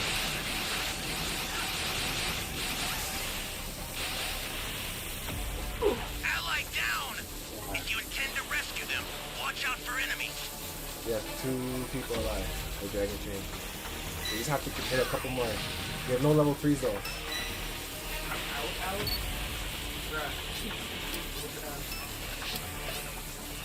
Bro, what are these guys doing?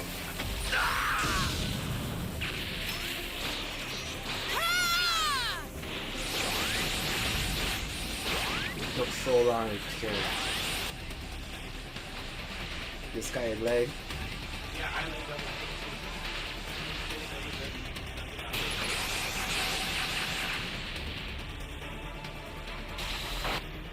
This guy's sold, bro. What the hell? We almost won. The startup system's destroyed. The escape time machine's almost prepped. You need to head for the beacon that's... It was a close game, guys. Unfortunately, can't do everything myself. What do you mean? I did some work. Soldiers, though they give up their plans to eliminate Gohan and give an apology for their previous actions. Afterwards, Whis fixes up the damage to Beerus' planet while Goku and Vegeta decide to finally return home as well. Searching for a powerful key to lock onto, Goku pinpoints Piccolo and teleports the group to his home. The Namekian initially believes Carmine and Soldier 15 are up to no good again, but the two assert they've learned their lesson and take off. Intrigued by Piccolo's newfound strength, Goku suggests a battle with him, but he declines, stating that that he needs to pick up Pan from kindergarten with Gohan. When Goku questions who that is, the others are quick to chastise him for forgetting his granddaughter, and Piccolo makes Goku come along to make up for his mistake. Meanwhile, Carmine decides to abandon his plans for resurrecting the Red Ribbon Army once again, realizing that there's no money to be made in taking over the world, and decides to dedicate his efforts to pharmaceutical development. At the kindergarten, Pan finishes up for the day and warmly greets her father before wondering who the man is behind him. After being told that he's her grandfather, Pan tests him by trying to land a kick against him, though it's easily blocked. The two share a smile before flying off home with Gohan, Piccolo waving goodbye to Pan's teacher. The Dragon Ball superhero arc started slow for me, but I really enjoyed it along with some of the changes that were made to make it more interesting in the manga. The sparring match between the Saiyans was probably my favorite part though, along with the reveal of Gohan's new beast form. I also can't forget about the ending to this arc, as we got the release not long after Akira Toriyama's passing, making Piccolo's wave goodbye such a sad thing to see. That said, I want to say another special thanks to Toriyama for inspiring me and many others who were touched by his work. But what did you think of this arc? Did you enjoy it? Let me know down in the comments below. Don't forget to like the video and subscribe if you haven't already, and I'll see you guys next time.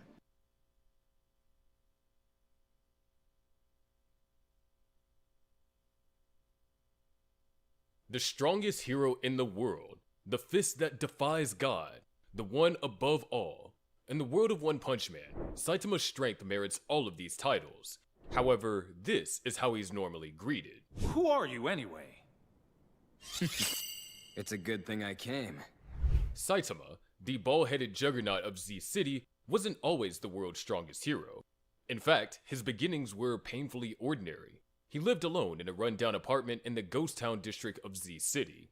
As a kid, he obsessed over superhero shows and dreamed of saving people from monsters. In middle school, third-year bullies cornered him and demanded money. Saitama didn't back down, but he wasn't strong enough to fight them either. They took his 200 yen, and that's when things took a weird turn. A pig-like monster called Piggy Bankin slammed into the bullies, demanding their money too. Saitama overheard that one bully was just trying to buy lunch for his younger brother. Feeling fired up, Saitama chased after the monster to recover the money. He got flattened instead. The authorities eventually took Piggy Bankin down, but the incident left Saitama questioning his place in the world. 3 years before the main story begins, Saitama was just another unemployed guy on the job hunt. Before that, he worked a part-time job at a convenience store. After another failed interview, he encountered Crablante, a human-crab hybrid monster. Crablante noticed Saitama's deadpan stare and decided to let him live, saying he was hunting a kid with a cleft chin. Saitama spotted the child, and despite initially walking away, jumped in when Crablante attacked. The heck is this? Guys, I don't know what this is. He saved the kid, fought back, and after getting beaten down... Yeah, I did. Whoa, pause. Ripped out one of Crablante's eye stalks with a necktie. After this, we're gonna watch the untold story of Beerus before he became What was Beerus's life like before he... Oh, we found a match.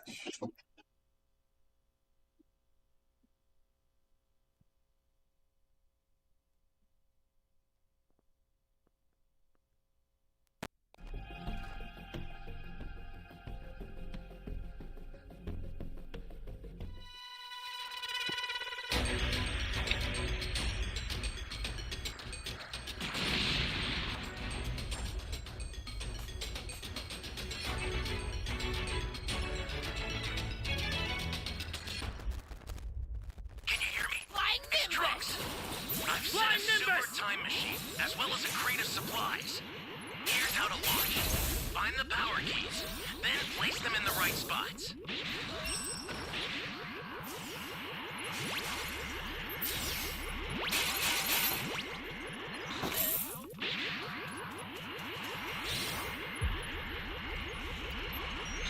You found a power key. Go slot it.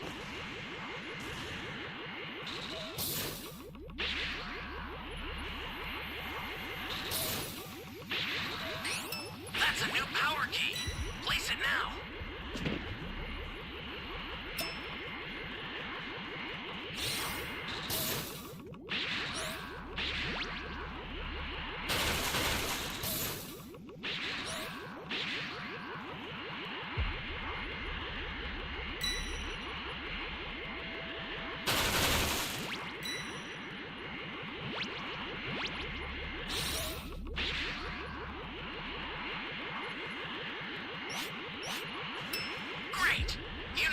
get that key.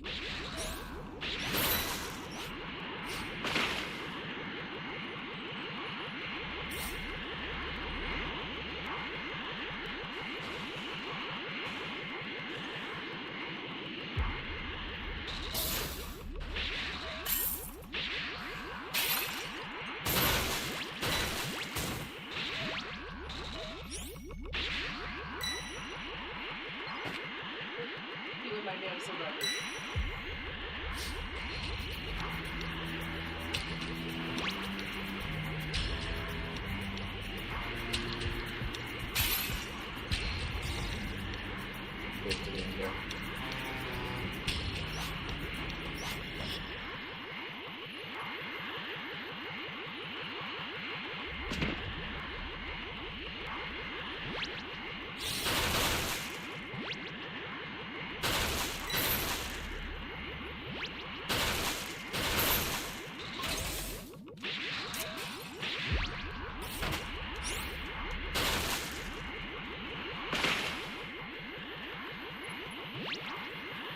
Welcome home. Ally down! If you intend to rescue them, watch out for enemies.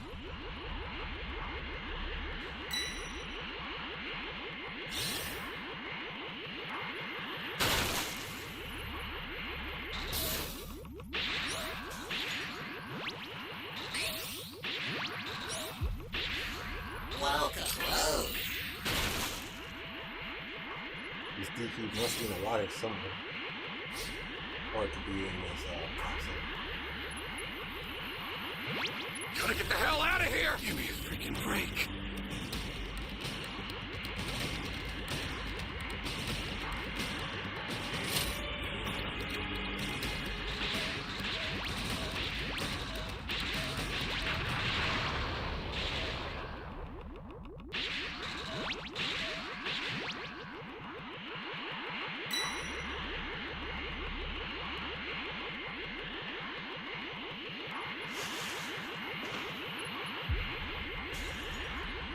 Not gonna make it.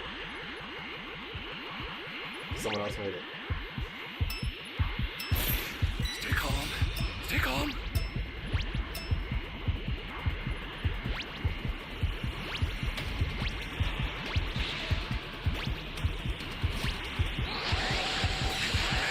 Somebody's down.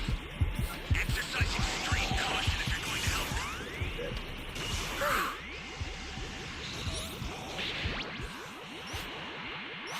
Got to find the escape key. I believe I was Hey, great! You found another power key. Use it quick. Ally down. If you intend to rescue them, watch out for enemies. An ally needs your help. We don't know what danger awaits. Think before rushing in. Then we still have to find that D key. Go to D. Flying Nimbus!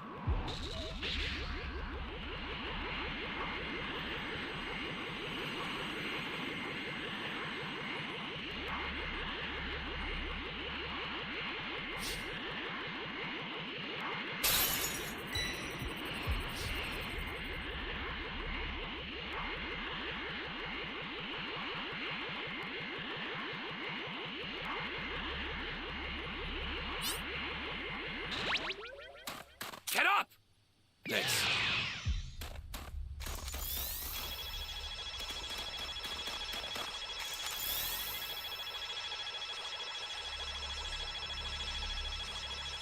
Get up! I owe you. Yo, what's up, Andrew?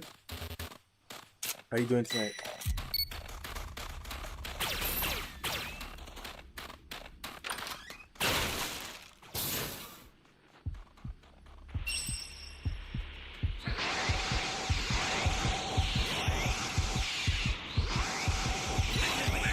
Somebody's down. Exercise extreme caution if you're going to help them.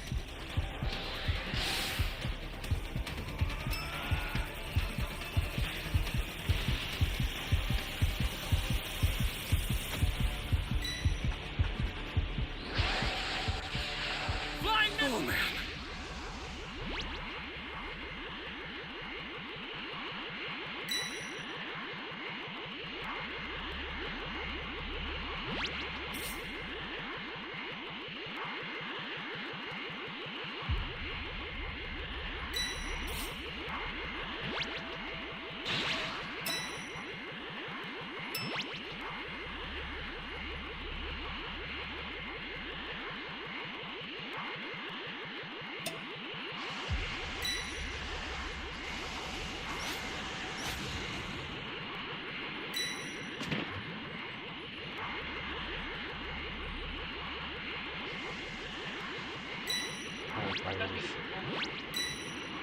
Great! You know what to do with that key. That was survivor.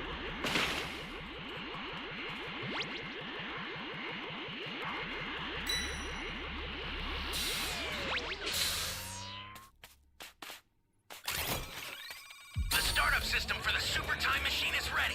Head there now.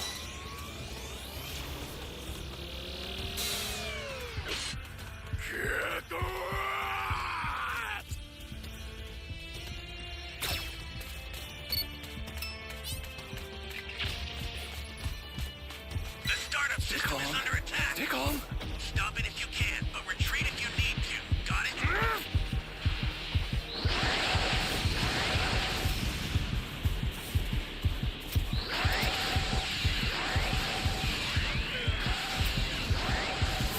You're done! Bro, I can't tell me the worst time. Someone has.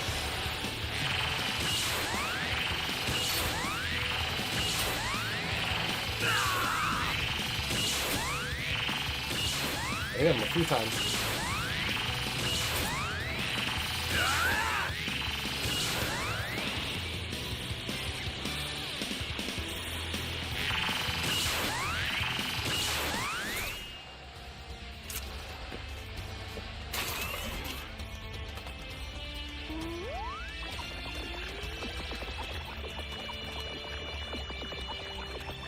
Ally down! If you intend to rescue them, What are you watch doing? out for enemies. I'll send some supplies to help. Make use of them.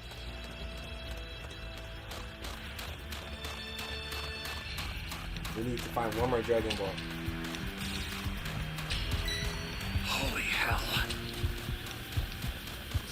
Flying Nimbus! Faster transfer is headed your way. Take it now.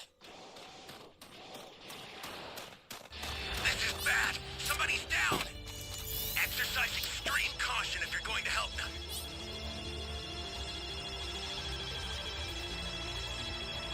Yeah, Andrew, we're getting cooked right now, bro. We need to Aye, find aye, one more aye. Dragon Ball. Flying Nimbus! The startup system's under attack. It's dangerous, so tread carefully if you want to get closer. Oh, I think I'm going to your attack.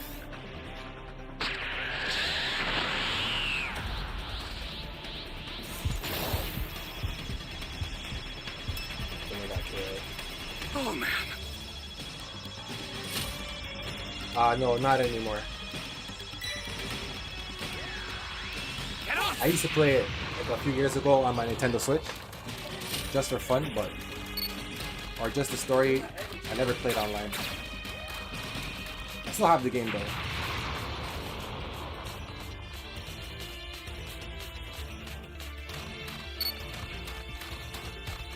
Need to how to get some supplies.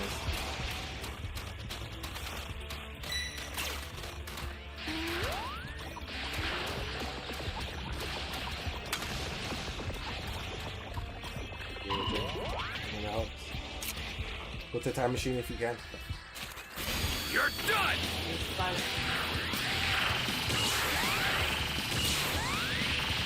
Get the Blast Dragon Ball! Go get it!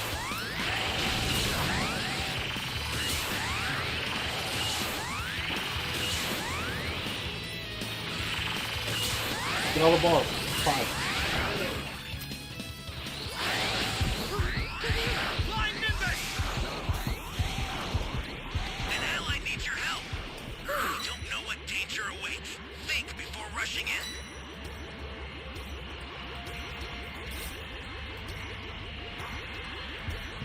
Holy hell. The startup system's destroyed. To die. Escape time machine's almost prepped. Hang and head for the beacon that's guided by a fly. Ally down. If you intend to rescue them, watch out for enemies. An ally needs your help. I'm helping someone. You don't know what Oh danger no, you got awaits. it. Think before rushing in.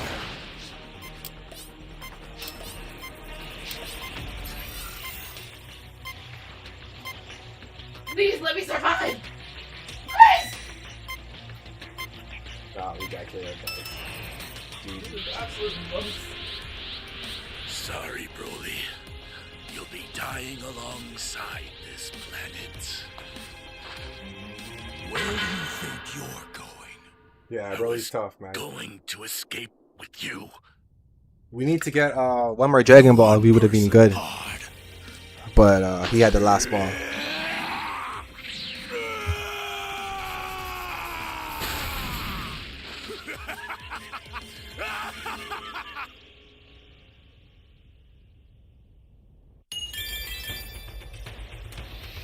Still ranked up a little bit. Got the medals.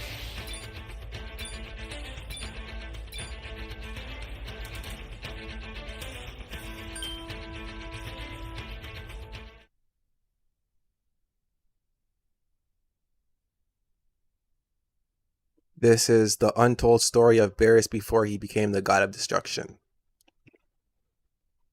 He became a full-fledged god of destruction. That's what we'll be discussing today.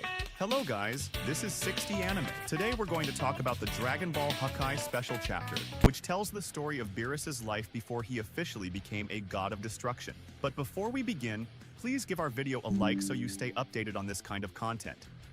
The chapter starts with a scene set 75 million years in the past, during a grand meeting of the gods and angels from all 18 universes. The meeting was presided over by the Grand Priest, who said it was very productive and thanked everyone for attending.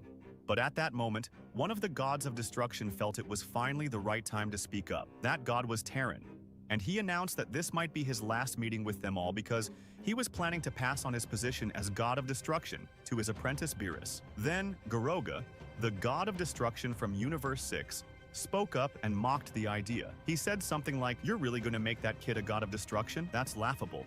Beerus was shocked by Goroga's words and was about to respond, but Terran stopped him. Terran explained that while Beerus was still young, he was reliable and would one day become the strongest Hakai Shin, god of destruction. Goroga, however, didn't agree. He insulted Beerus, saying he was just a pitiful child with no potential and that he'd only become a failed god. At this tense moment, the Grand Priest stepped in and warned all the gods to be mindful of their behavior and to not drag Lord Zeno into their petty arguments. He said Lord Zeno was not comfortable with those kinds of interactions. But then, Lord Zeno himself spoke and shockingly said, "Maybe I should just erase you all, along with the universes you belong to." This stunned all the gods and angels. Thankfully, the Grand Priest quickly offered Lord Zeno some advice. He suggested that they should give the gods another chance before erasing them, and pointed out the good work that Terran and Gaza were doing in Universe 7. Lord Zeno responded, "Okay, but can we end this meeting now?" After that, the meeting concluded, and the gods and angels returned to their respective universes. The scene then shifts to Universe 6, specifically to planet Goroga, where Lord Goroga is seen using a powerful Hakai technique to destroy an entire planet. A Kaioshin, Supreme Kai, nearby asks, "What's bothering Lord Goroga?"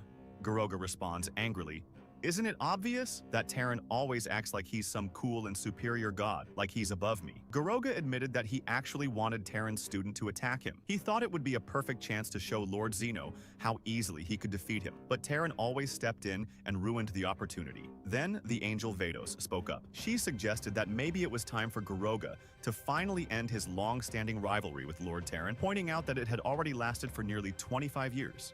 Instead of taking her advice, Goroga ignored her and casually ordered Vados to go fetch him some dragon meat from planet Gaspa. Guys, we found Without hesitation, another Vados match. agreed Should begin in and about left 2 to minutes. complete the task. Afterward, Goroga turned to his Kaioshin, Nua, and asked if he also disliked the Kaioshin from Universe 7. Nua replied that it always seemed like Gaza, the Universe 7 Kaioshin, got all the praise no matter what he himself did. Because of that, he was beginning to suspect that Gaza might be doing something shady behind the scenes. That's when Goroga revealed his real plan. He wanted to cause problems in Universe 7. His goal was to ruin Terran's reputation and bring shame to Universe 7. If he succeeded, the other universes who currently admire and envy Universe 7 would just laugh at them instead. Nua, clearly worried, asked how they would do that without getting caught. He warned that if Lord Zeno ever found out, the punishment would be death.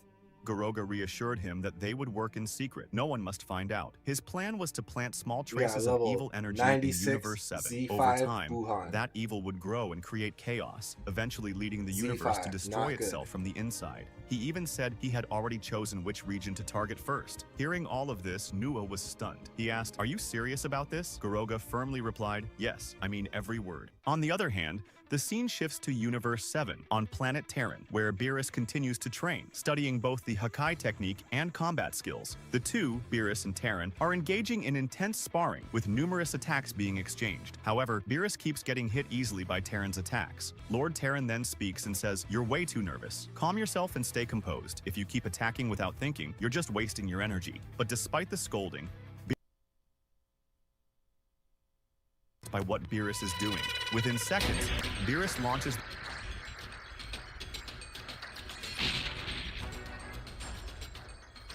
If anything is delayed, let me know. The audio is delayed. If anything sounds or looks weird, let me know. I've set a super time machine, as well as a crate of supplies. Flying Nimbus! Here's how to launch. Find the power keys, then place them in the right spots. This guy's a Z5, so we need to plant these You found a chips. power key. Go slot it. Thank you so much.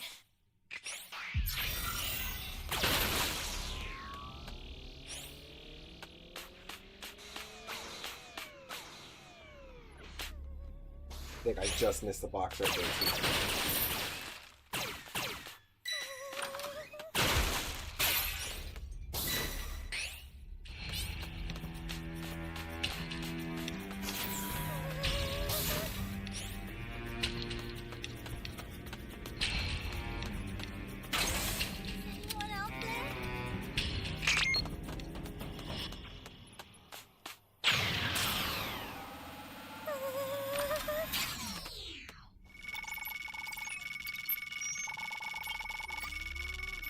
You're my savior.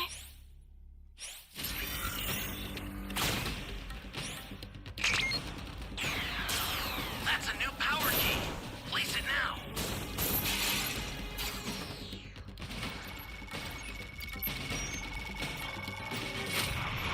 Thanks.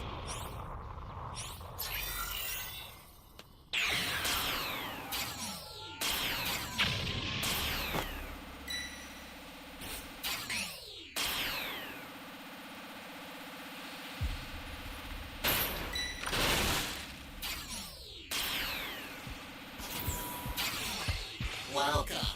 Thank you.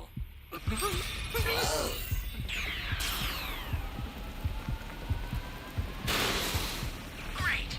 You know what to do with that key.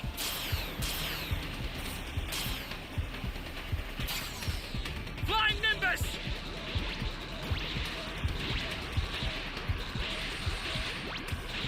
Oh man. Hey, great! You found another power key. Use it quick.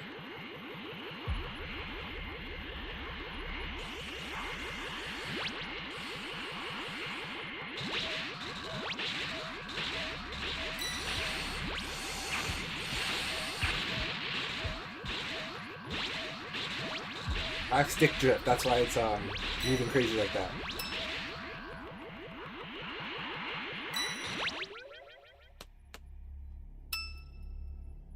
This is bad. Somebody's down. Exercise extreme caution if you're going to help them.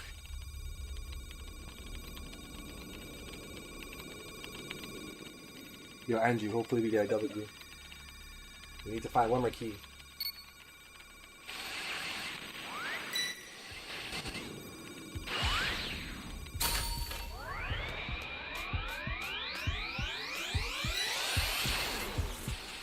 Ally down! Flying Nimbus! If you intend to rescue them, watch out for enemies.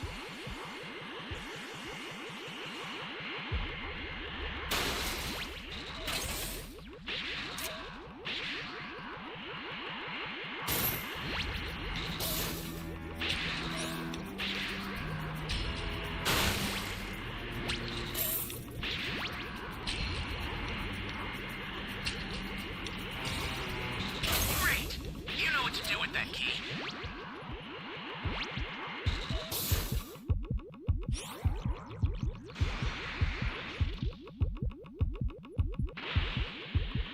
PS5. Stay calm.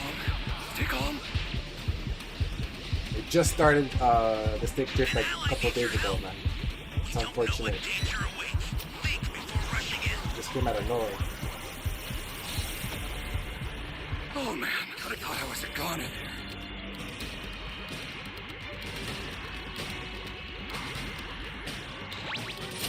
Get up! Thanks.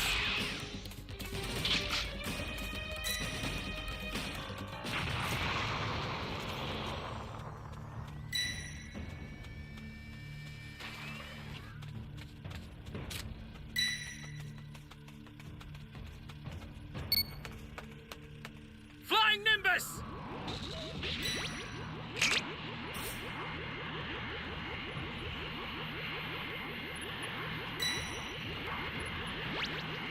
This is bad. Somebody's down.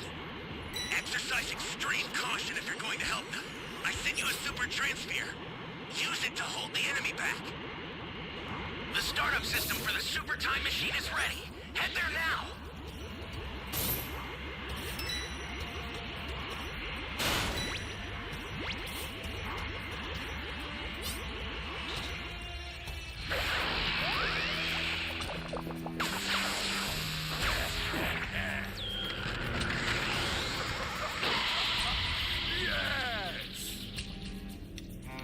I think when Majin Buu upgrades, he also gets a health back as well.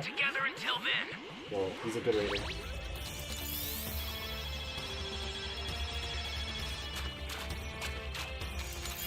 I sent another super transfer. Take it and survive this.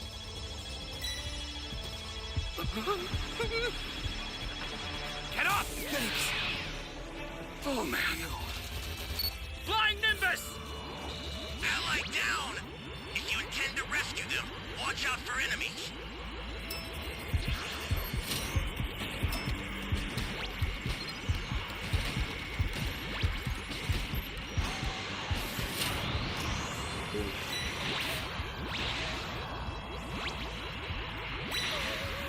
I hear someone.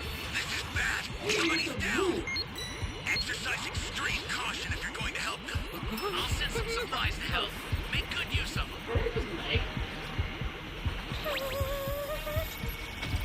The startup system's up.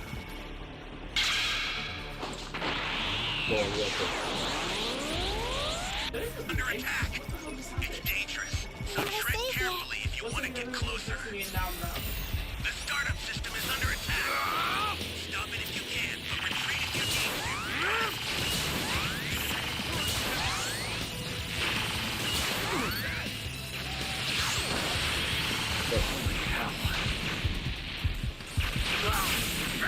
I tried, guys. I tried.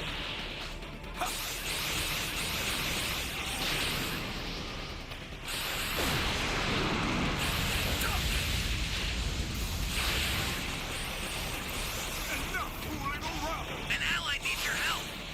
We don't know what danger awaits. Think before rushing in. Ally down. Everyone got KO'd. If you intend to rescue them, watch out for enemies.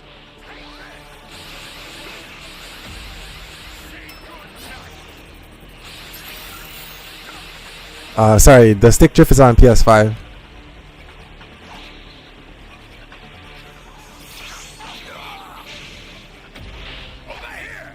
Probably gonna have to buy a new controller.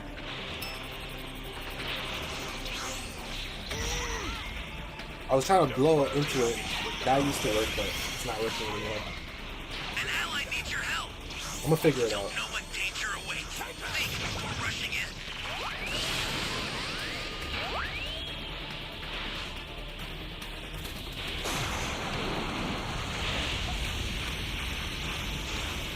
Majin Buu or Broly?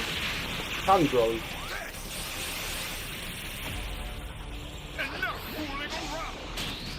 No one's beating Broly, bro.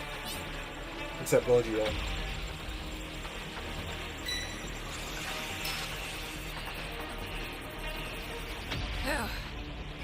And even that, you need Super Saiyan dude. If you intend to rescue them, watch out for enemies. Then there was one.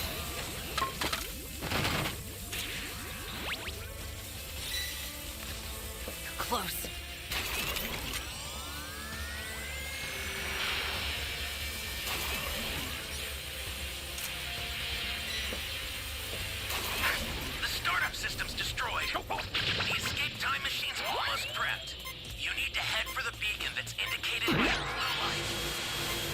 No, I want to learn how to solder.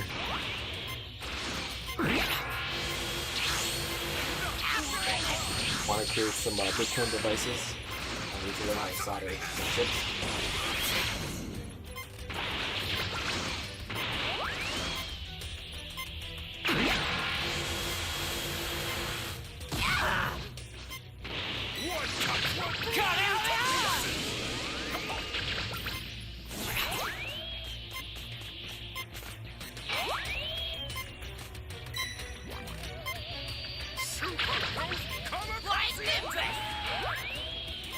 Damn it! Really reminds me of the Hulk and Brock Lesnar.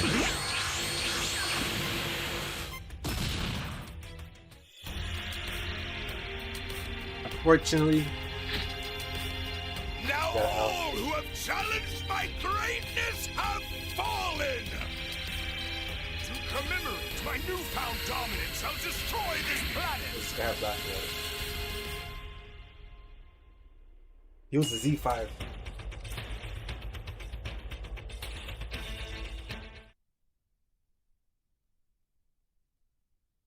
The attack directly at Terran. However, Terran easily deflects the attack and immediately strikes Beerus in the face, causing him to go flying. At this moment, Whis speaks up and asks, is all of this training connected to the recent meeting of the gods, Beerus? Beerus responds, saying he doesn't like being underestimated by anyone. He says he knows that not only Garoga, but everyone at the meeting looked down on him. Lord Terran then comments, saying he didn't realize Beerus was so weak. Beerus replies again, saying, what are you talking about? I'm the strongest mortal in this universe. Lord Terran spoke again and said that physically, Beerus may indeed be strong, but mentally or psychologically, he's still very weak. He asked Beerus a question. Imagine if you're in the middle of a fight, and your opponent says things like what Garoga said to you. What would you do? Would you just charge in recklessly without thinking? If you do that, you'll only set yourself up for an easy defeat. Terran continued, if you really want to become a god of destruction, you can't just be strong physically. Your mind has to be just as strong. Beerus responded and said, are you kidding? I can't even use Hakai properly unless I'm angry. Anger is what gives me power. It's what allows me to use Hakai. But Terran countered, reminding him, you're forgetting that the Hakai you're using now is only an imitation of the real destruction energy. Only a true god of destruction can wield the real thing. That anger you're relying on won't help you control true Hakai power. Beerus fired back, saying, as far as I know, to master Hakai, all you have to do is think about destruction. Just focus on wiping things out. That's simple, and anyone can do it. Hope everyone's having a good night. Serious replied, we've been training for years. Right now we got 6 out of 8 players. Hopefully the next match begins soon. Destruction isn't always about emotions like anger. It's about understanding the cycle of the universe, that sometimes things must be destroyed to create something better. That's the essence of a god of destruction's duty. He explained further. A destroyer must maintain balance in the universe. It's not just about rage or power. It's about wisdom and timing. At this point, Beerus got frustrated and abruptly left, saying, I'm tired of this conversation. I just want to go home. Terran, seeing that Beerus was no longer in the right mindset to continue, said to Whis, Whis, please escort him back. I know nothing more will come out of today's training.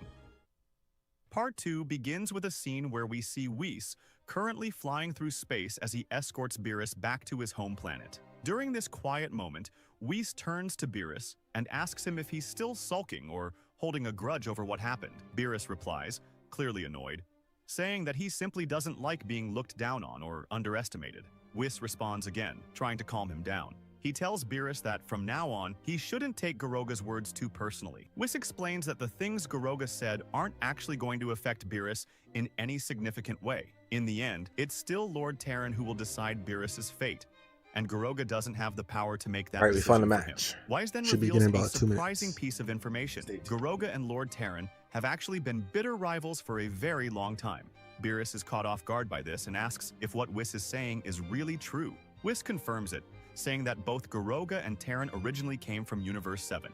Their respective races lived on neighboring planets, but these planets had very limited natural resources. Because of the scarcity, both races were forced to search for additional resources elsewhere, which eventually brought them into conflict. As tensions rose, the fighting between the two races escalated until full-scale war broke out. This conflict marked the beginning of the deep-seated rivalry between Garoga's people and Terran's. Among their races, Garoga and Terran stood out as the strongest warriors. Because of this, their personal rivalry only grew more intense. There was even a point where the war wiped out almost every member of both races.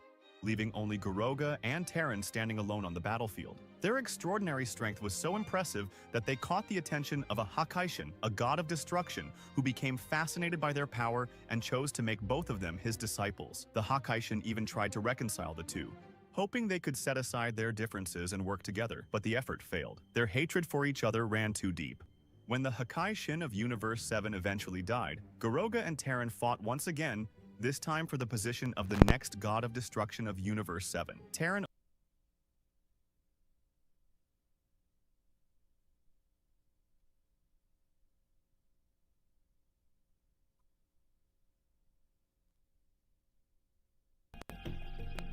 Step forward, and I will send you to your grave. Guys, let's go.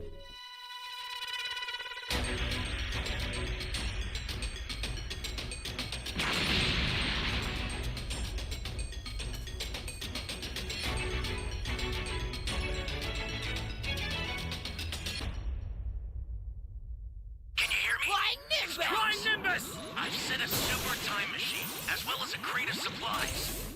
Here's how to launch. So once you want to get the Nimbus, go in the building and find a civilian. You're a big help!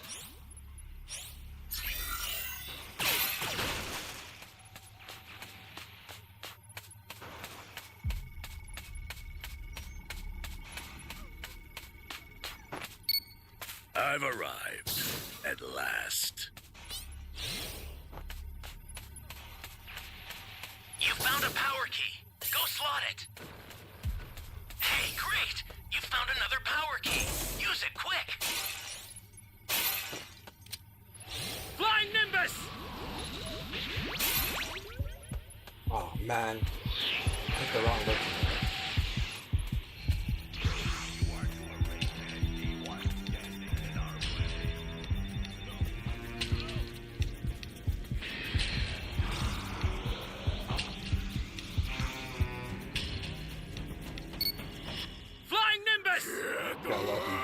That's a new power key. Place it now. Hey, great! You found another power key. Use it quick.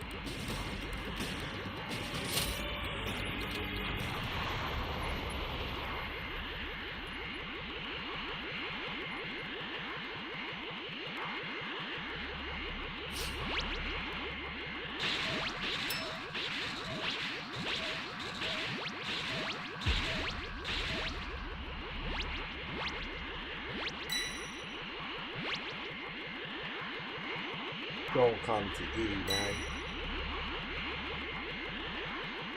Casey and Sasha Jones. I'm gonna head to A. Probably not safe to set that.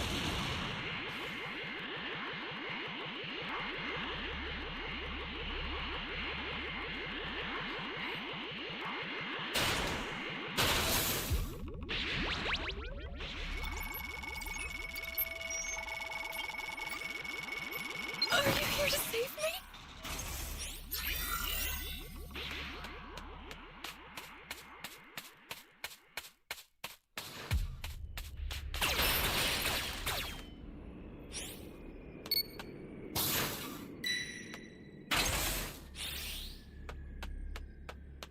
Flying Nimbus!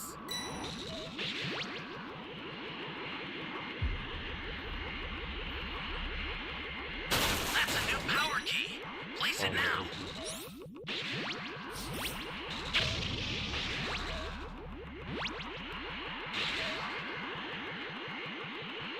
Head to E again. I'm gonna set this A key. I don't know where you are.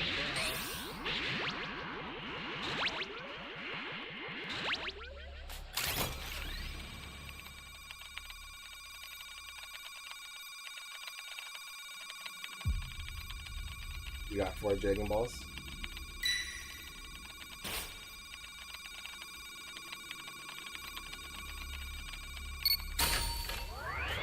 Flying Nimbus!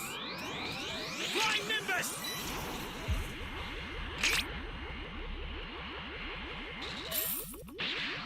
Ally down! If you intend to rescue them, watch out for enemies.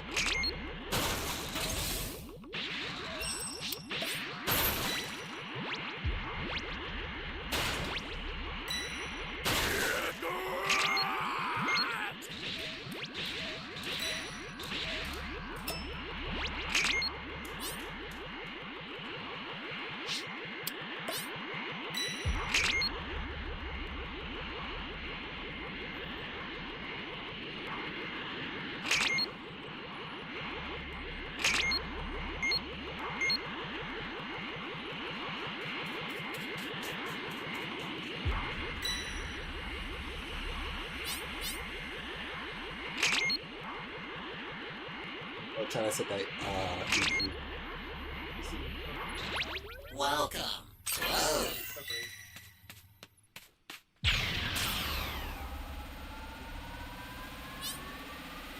This is bad. Somebody's down. Exercise extreme caution if you're going to help them.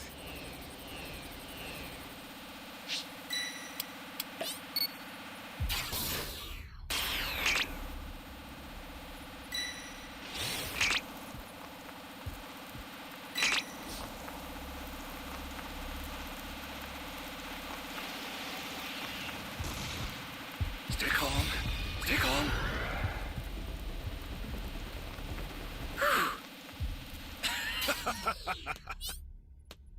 Flying Nimbus!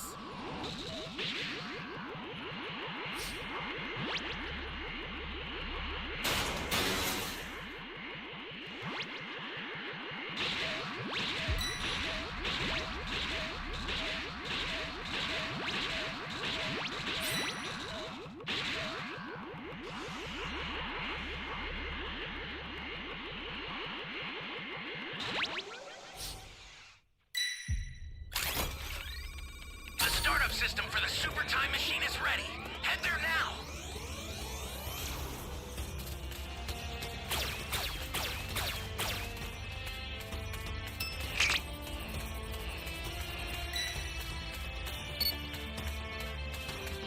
Flying Nimbus!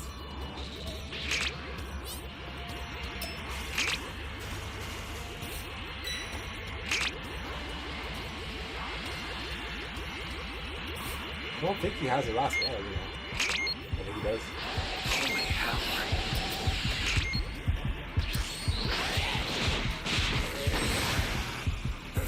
You're done!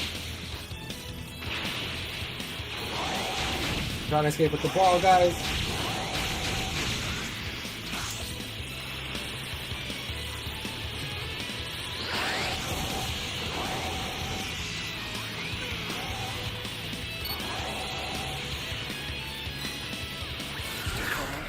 Stay calm. Woo! We got the ball. We got the fuck out of there. Okay, where's the other guy? Kyle.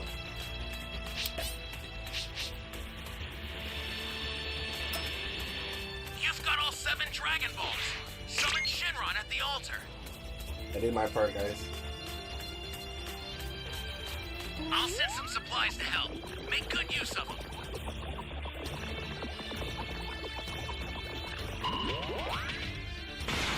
Yo, you have power change. Go fight. You need to get the time machine.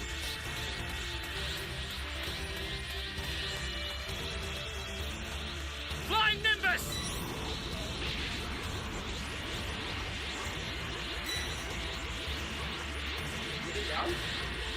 Oh no. Oh no, they went down. Someone sold.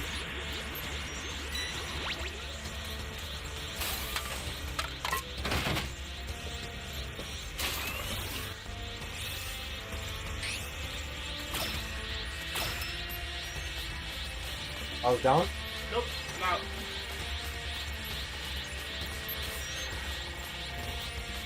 I need to get my fuck, what do I do? Ah, stay here.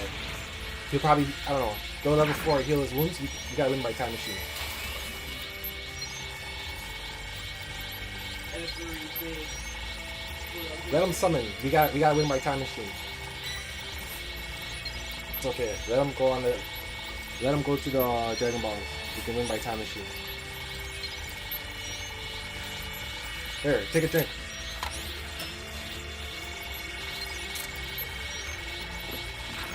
Hurry, come back.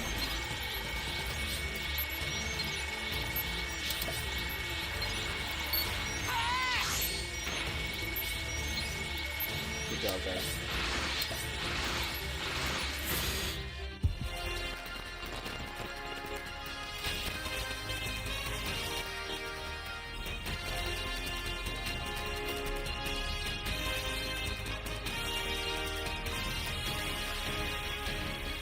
No, I have not played Dragon Ball Squadron yet. I seen the gameplay, but I wasn't really interested into it. seen it, but I'm gonna play it eventually. But since Ranked came, I've been playing Mario Breakers.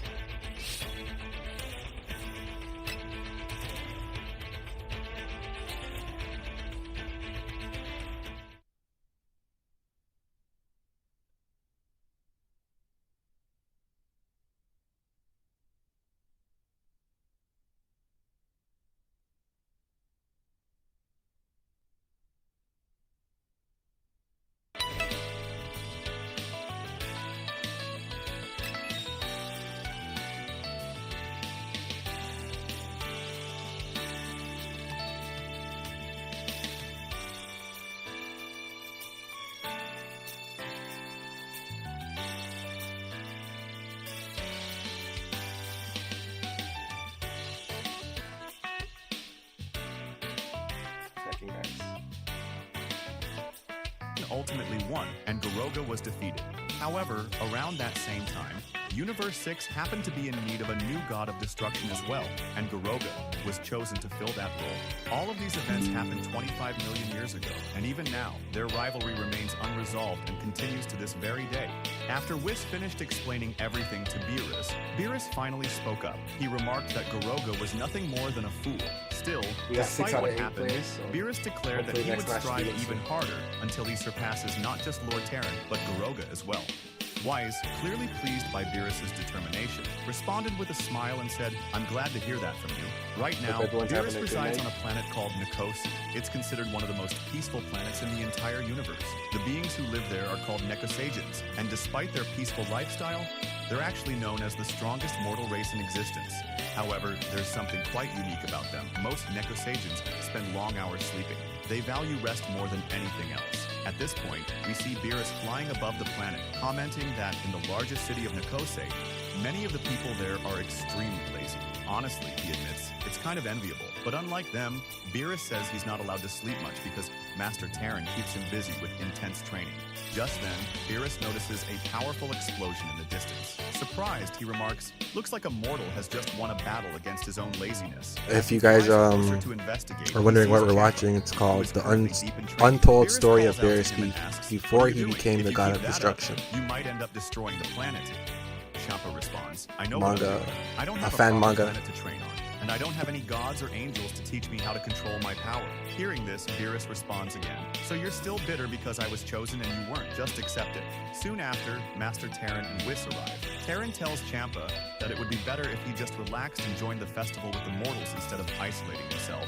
"That would be a much better way to spend your time than sulking," Terran says. But Champa answers firmly, "You've got it all wrong. Why don't you do something useful instead? Teach me the things that you've learned from Master Terran." Beerus looks at him, surprised by the request, and asks, "Are you really serious about what you're asking me?" Some time passes, and we find Champa speaking up, asking Beerus, "Hey, why are you in such a bad mood? Did something happen?" Beerus, clearly frustrated, opens up and admits, "Actually, yes. I'm sick of being the most underrated among all the gods. I feel like none of the other gods from the universes really respect me. Even Master Terran looks down on me. I want to change the way they see me." Hearing this, Champa responds with determination, "Then earn their respect. If they won't give it to you, take it. Show them how powerful you really are." Beerus replies, "That's easy for you to say, but proving my strength isn't that simple. How exactly am I supposed to do that?" Before the two brothers could continue their conversation, an enormous explosion suddenly erupts in the distance, so powerful that it shakes the entire area and shocks them both. "What was that?" Beerus shouts, alarmed. Champa follows up, wide-eyed. "That explosion! It destroyed the entire city in an instant." The camera shifts to planet Nikose, now trembling from the sheer force of the blast. Beerus, visibly concerned, asks, "Who could have done this?" Without hesitation, Beerus flies off toward the source of the explosion, with Champa quickly chasing after him. Once they arrive at the destroyed area, Champa turns to Beerus and asks, "Can you feel that energy?" Beerus nods and answers, "Yeah, the energy coming from this thing, it's not normal. It's dark, pure evil. Don't let your guard down." The two finally get a clear look at the creature responsible. Beerus scoffs and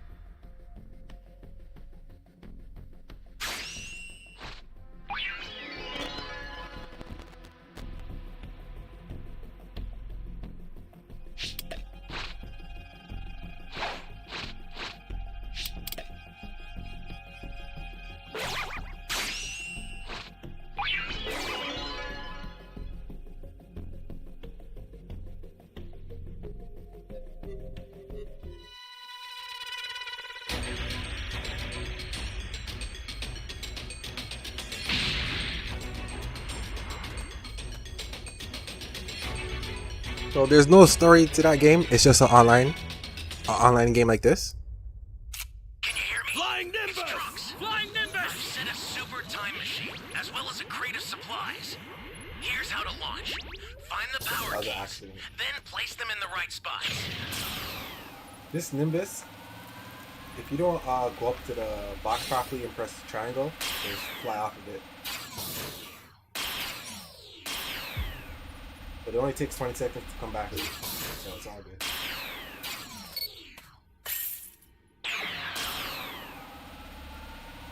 Stick to it, I don't know.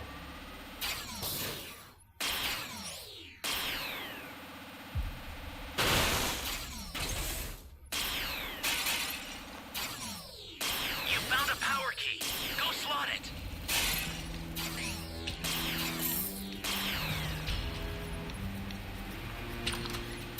That's a new power key. Place it now.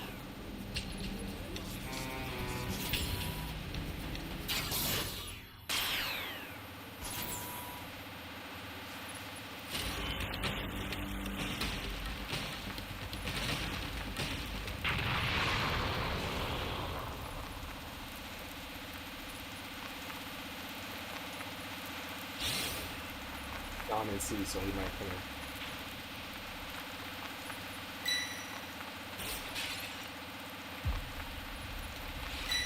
Great. You know what to do with that key.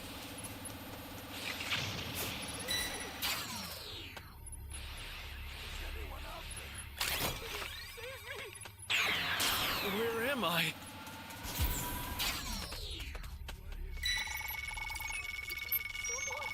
Brother. Thanks.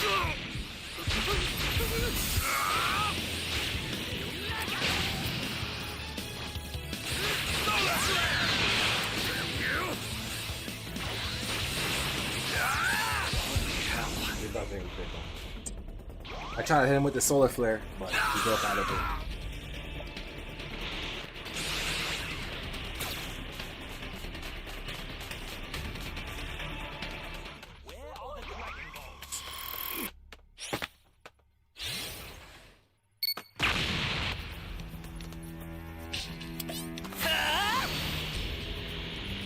Why would you do that, woman?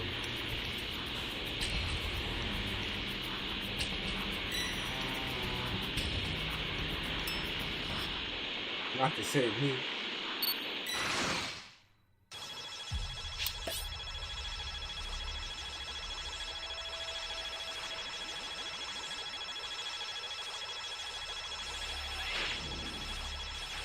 I owe you one. Flying Nimbus!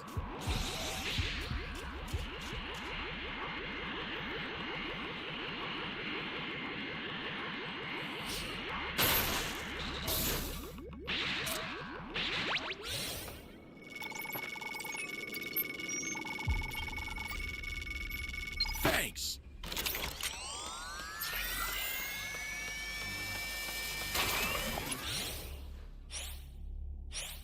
Into it. Gotta get the hell out of here! Maybe when rank is done, I'll play a little bit. Do you enjoy that game over Breakers?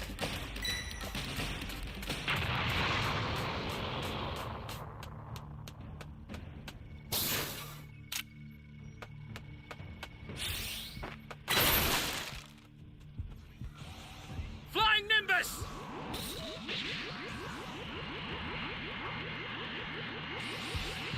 Holy hell.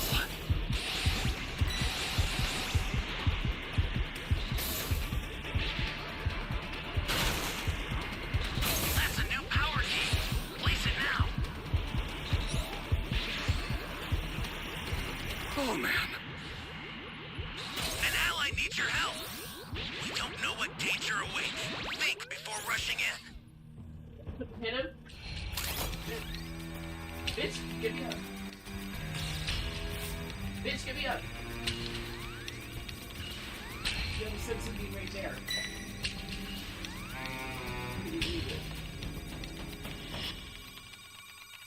Oh, how was Street Fighter 6 overall?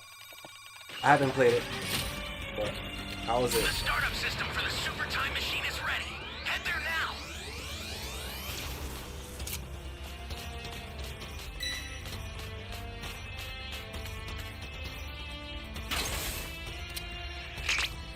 Flying Nimbus! The startup system's under attack. It's dangerous, so tread carefully if you want to get closer. The startup system is under attack. Stop it if you can, but retreat if you need to. Got it? I get my Dragon Tail back just now. Holy hell. We only have 5 Dragon Balls, it looks like.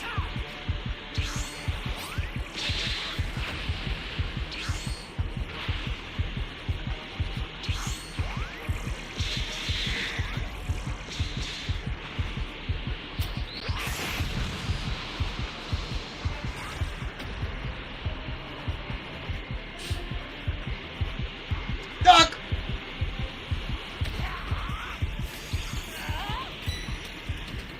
It's chasing me. Oh man. Nothing. Ally down! If you intend to rescue them, watch out for enemies. Welcome. Thank you. I'll send some supplies to help. Make good use of them. Stay calm. Stay calm.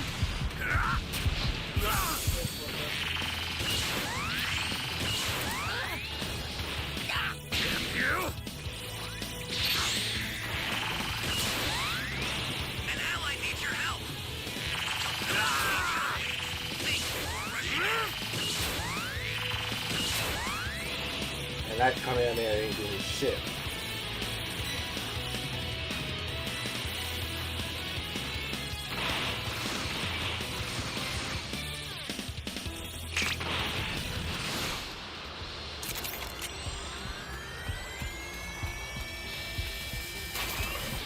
Holy hell.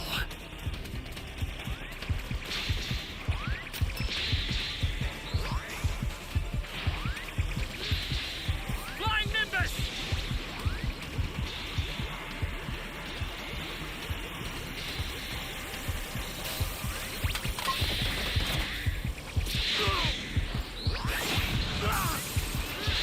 Bastard!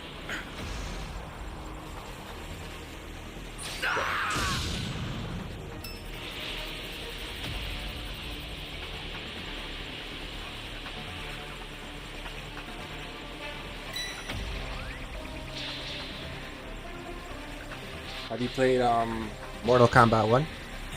Or Mortal Kombat 11? This is bad. Somebody's down. Exercise extreme caution if you're Pretty going big to one help. as well. An ally needs You're your help. incredibly foolish if you Don't think know you what stand a danger chance awaits. against. Think before rushing in.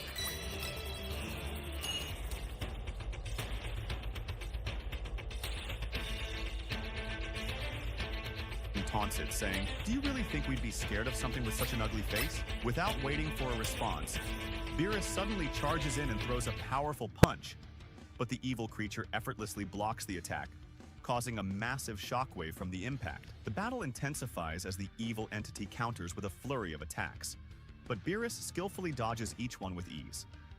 As Ciampa watches from the side, he's clearly impressed. Beerus, he's getting stronger. He's actually being serious now. This is different. Then, in a dramatic turn, Beerus unleashes a magical technique, blasting the evil creature far back with overwhelming force.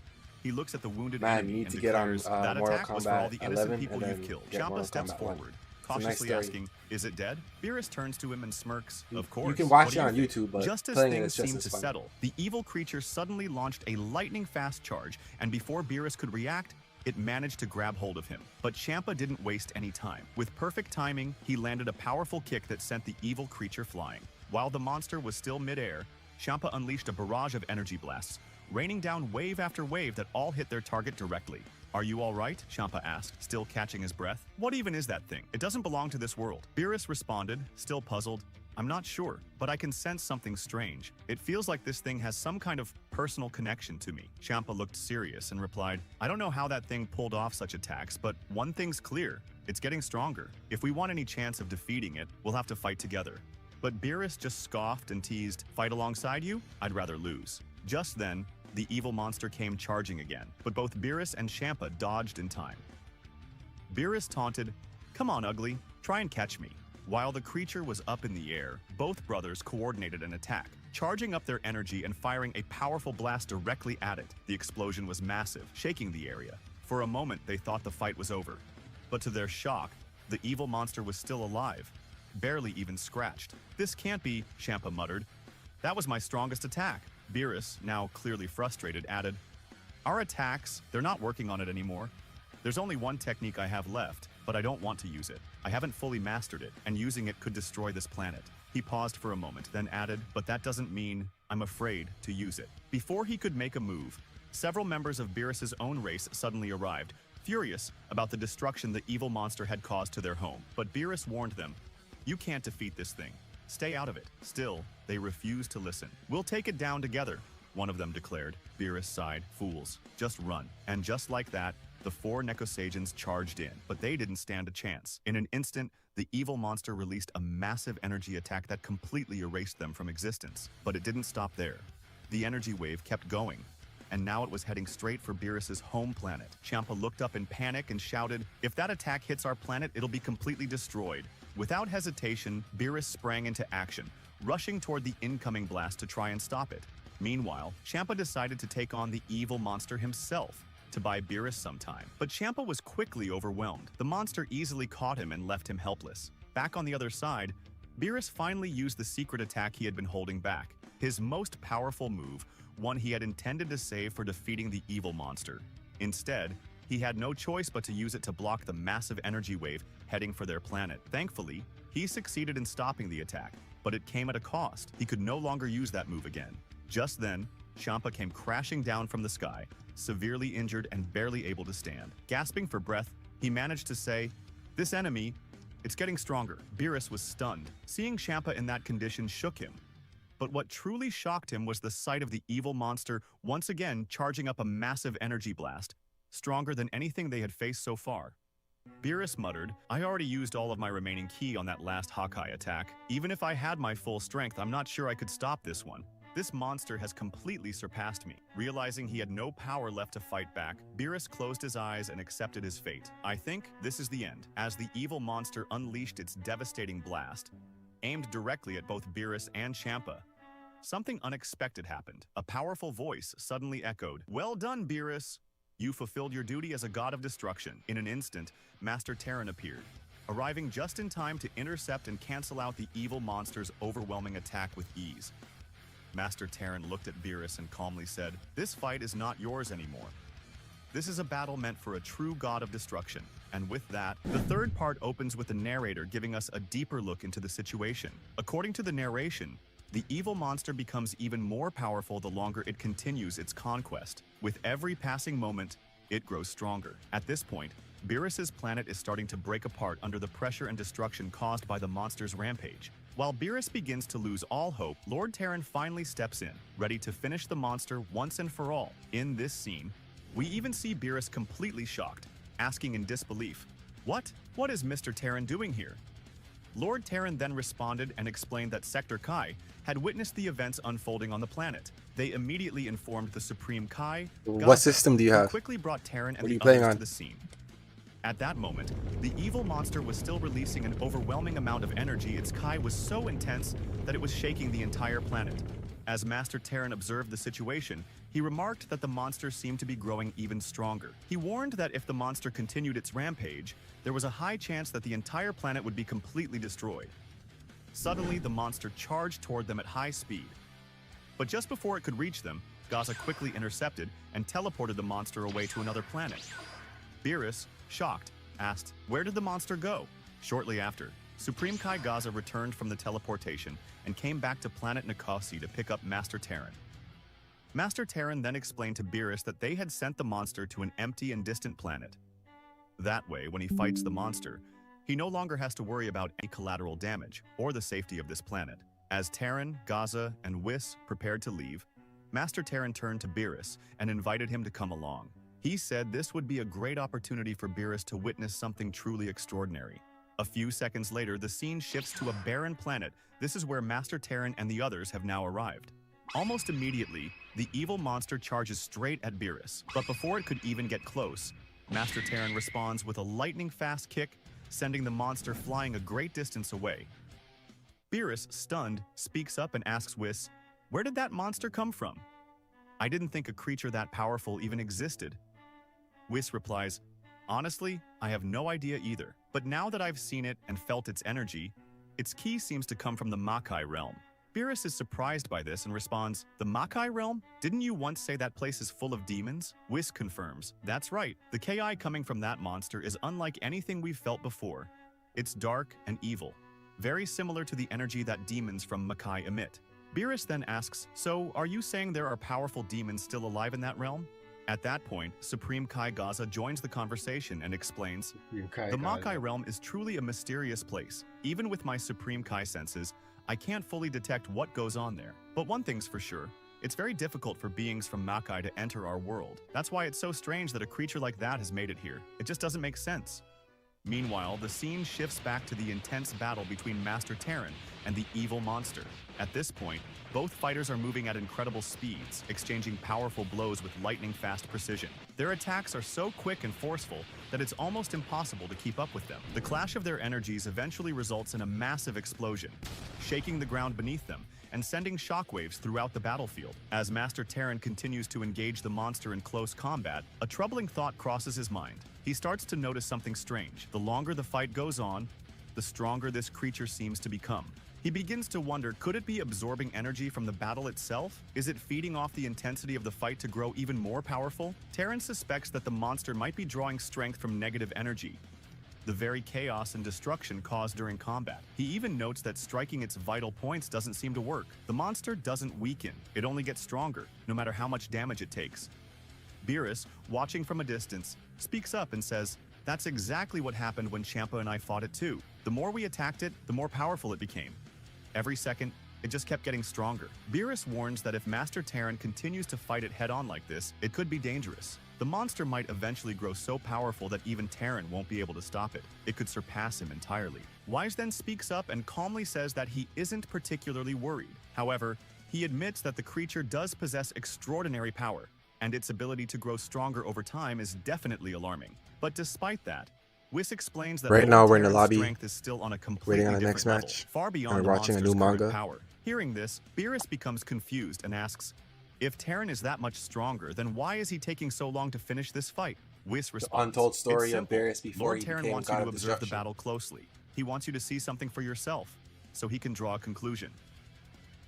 Beerus, puzzled, replies, "A conclusion? What kind of fighter wastes time drawing conclusions in the middle of a life-or-death battle?" Whis simply smiles and says, "It looks like Lord Terran has already figured something out, and now he's preparing to end the fight." Upon hearing this, Beerus immediately shifts his focus and begins watching the battle more intently. At that moment, the evil monster suddenly unleashes an incredibly fast and direct attack, hitting Lord Terran head-on. The impact causes a massive explosion, shaking the surrounding area. But as the thick smoke from the blast begins to fade, it's revealed that Lord Terran managed to block the monster's strike with ease. He stands firm, completely unharmed. Then Lord Terran speaks with a calm but commanding tone. "You're nothing more than a beast, feeding off hatred and recklessly throwing yourself into battle. That's the only reason other warriors see you as powerful. But even you cannot withstand the force of pure destruction. You see only a being without hatred, without emotion. Only pure, unshakable force can erase monsters like you from this world." And with that declaration, Lord Terran unleashes his most powerful Hakai technique, releasing an overwhelming energy that completely disintegrates the powerful monster in an instant. The resulting explosion is massive, far greater than anything seen in the fight so far. Beerus watches it happen right in front of him, completely stunned by the sheer force and precision of Lord Terran's power. After the intense events that just happened, Supreme Kai Gaza turned to Lord Terran and asked, "Did you sense it too, or not?" Lord Terran nodded and replied, "Yes, That creature's Kai, it's undeniably evil. There's no doubt now it came from the Makai world. But then he paused and added, the real question is, how did it manage to enter the mortal realm? Beerus then joined the conversation, offering his own insight. That thing arrived on our planet through some kind of portal. For reasons I don't fully understand, it seemed like it was tracking me down. It attacked me directly, as if I was its specific target. Lord Terran considered this carefully and said, it's hard to believe that you were its main target. Beings from the Makai world shouldn't even be aware that you exist in this realm. However, it's possible the creature sensed your Kai, or perceived your presence as a threat. That might be why it attacked you immediately. He then added with a serious tone, what's even more concerning is how it managed to reach your planet in the first place. Was it just a coincidence or something more intentional? Lord Terran then turned to Beerus and warned him, you should prepare yourself. What we're about to witness is one of the darkest, most sorrowful parts of the entire universe, the Level Demon 32, Realm. Captain And Jane. with barely a second to spare, Supreme Kai Gaza used his teleportation technique to take them directly into the Demon Realm. Now in the Demon Realm, Gaza quickly explained, I apologize, I can't bring us directly to the exact planet we're looking for. In this realm, my sensing abilities don't work properly. The energy here interferes with my technique. As they stood in this mysterious place, Beerus began to feel uneasy. He thought to himself, this place feels dangerous. There's something truly wrong about it. Even the air around them felt heavy and unnatural. It was clear that this world was nothing like the ones they knew. And visually, the Demon Realm looked bizarre and unsettling, twisted, dark, and unlike any other part of the universe they had ever seen. The first panel of this chapter opens with Lord Terran, Whis, Gaza, and Beerus, already standing in the mysterious and eerie realm known as the Makai world, a dimension that lies far beyond the reach of the mortal universe. Fight!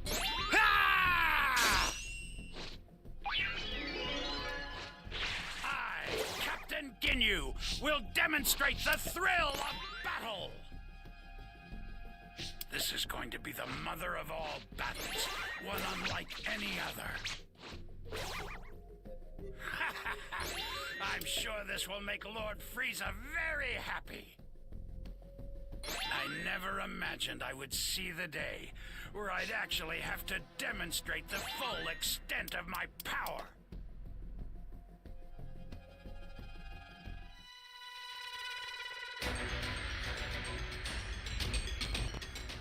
Yeah, we don't really talk. We just watch. I'm not a really big YouTuber yet. We have a lot of people chatting. But I appreciate you coming by and saying what's up. It's Trunks. I've set a super time machine, as well as a crate of supplies. Here's how to launch. Find the power keys, then place them in the right spot. Someone save me! Where am I?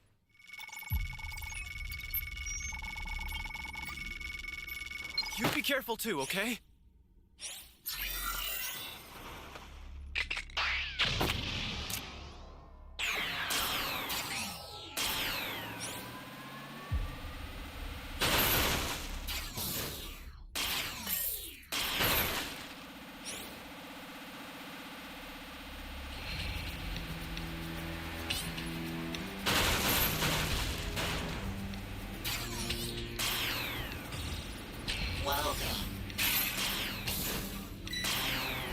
You found a power key. Go slot it. We found a key.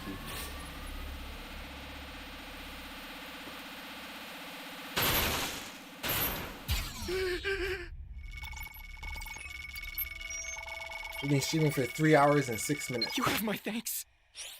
Getting late.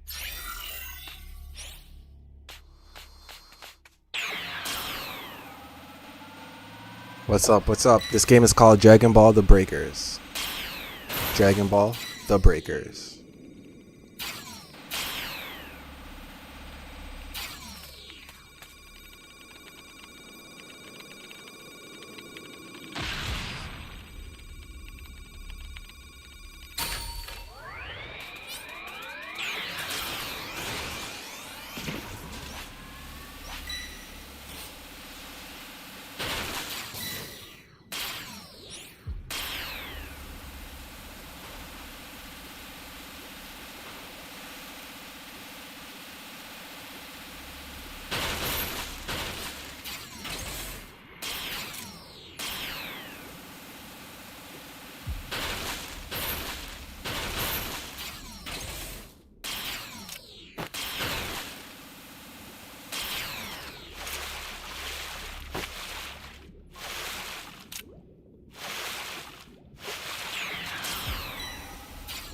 means you need that. That's a new power key. Place it now.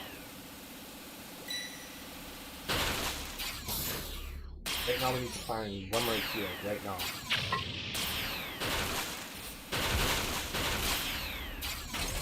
Great! You know what to do with that key. Flying Nimbus! We'll try to set this D key.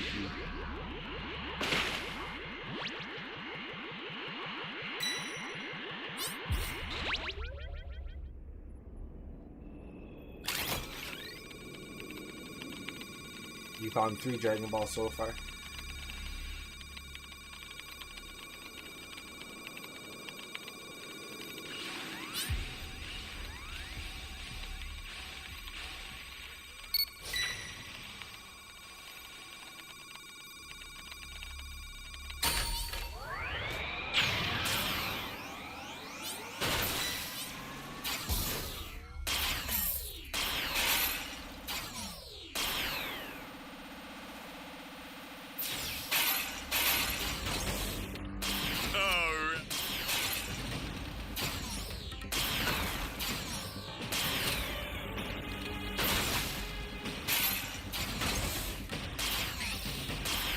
Hey, great!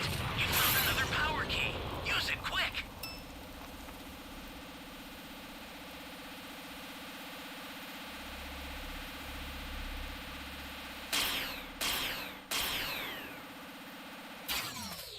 Flying Nimbus!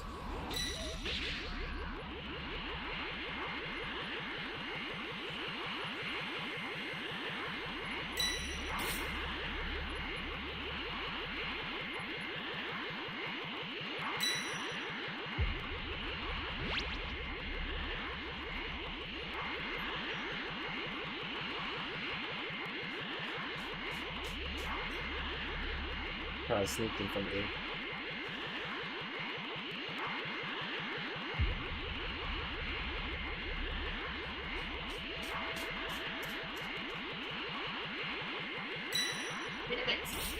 I'm looking for the whole time, bro.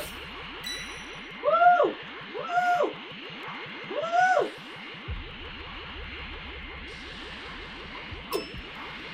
Holy hell. Red. With me with Usher.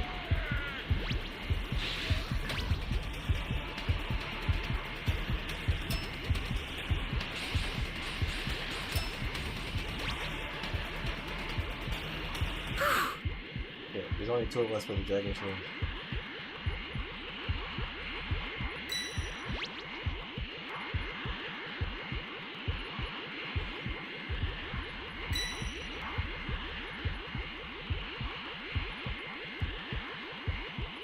Access the startup system from the central Come on, area. planted it. Just a little more to go, then you're done.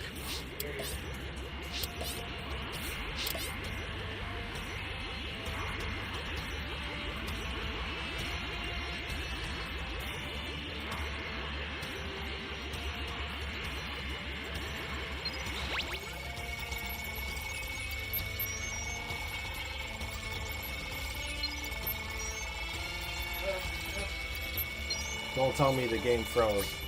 Oh, he gave up. Huh?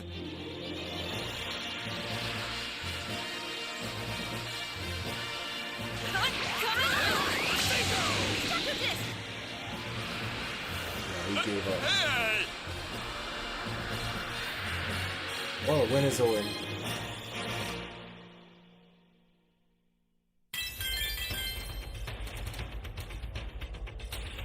We never leveled up.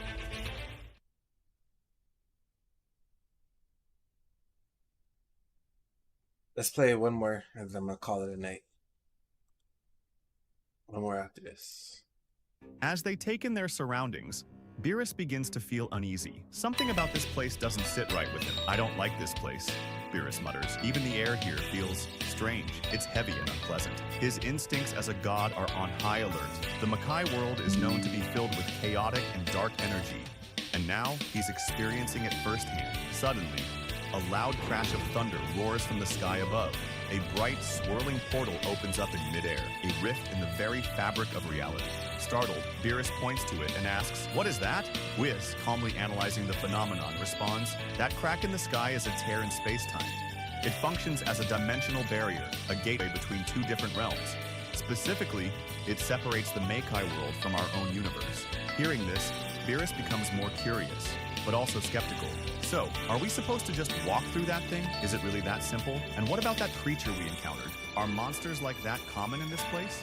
Whis replies, clarifying, "No, it's not that simple. That creature may not even be native to this realm. Even though we're in the Meikai world, its energy didn't fully match what you'd expect from here. And that rift, it's giving off a very strange and powerful energy. Something about it feels unnatural." Weiss begins explaining the strange portal above them. He warns the group about the extreme power contained within it. That energy, it's strong enough to tear apart the body of a celestial being. The density inside that rift is thousands of times greater than that of an ordinary planet. In other words, only a very select few in the entire universe have bodies strong enough to even survive stepping into that rift. Whis continues, "Among those capable of entering, I know for sure that Lord Terran can. Possibly you as well, Beerus. And of course, Gaza, since he doesn't even need a physical body to pass through." Gaza uses a special technique called Kai, which is a form of instant teleportation that allows him to travel between realms without physically enduring the effects of space or energy pressure. So while others need raw strength to survive the portal's crushing gravity, Gaza can bypass that entirely. Let me clarify what Wise is saying here, guys. Before anyone can enter the rift, they need to have an extremely durable and powerful body to resist the pressure inside. Gaza, however, is an exception because of his instantaneous movement ability, so he's not affected by that physical barrier. As they prepare to move forward, Beerus turns to Gaza and asks, "Didn't you say before that you couldn't sense this place? Why don't you come here more often to check on things?" Gaza calmly explains, "It's not that simple. The corruption energy in this realm is incredibly strong. It affects even gods like us. Anyone who stays here too long will be corrupted by it. Even divine beings." He elaborates further, saying that this corruption is not just physical, but emotional and spiritual.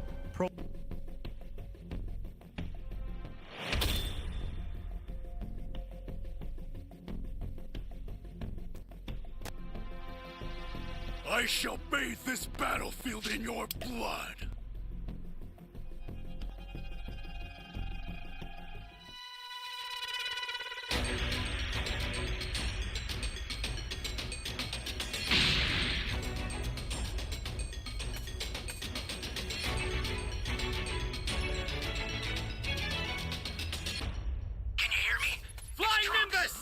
I've set a super time machine, as well as a crate of supplies. Here's how to launch. Find the power keys, then place them in the right spots.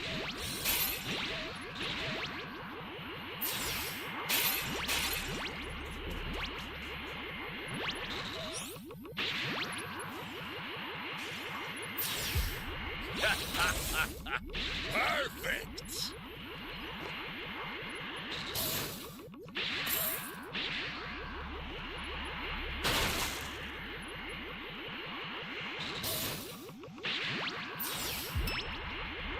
You found a power key. Go slot it.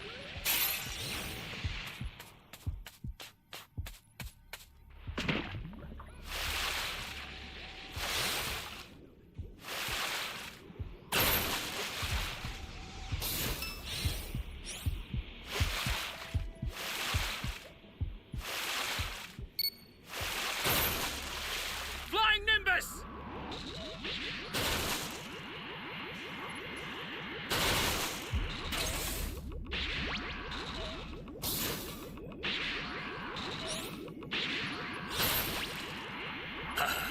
Excellent.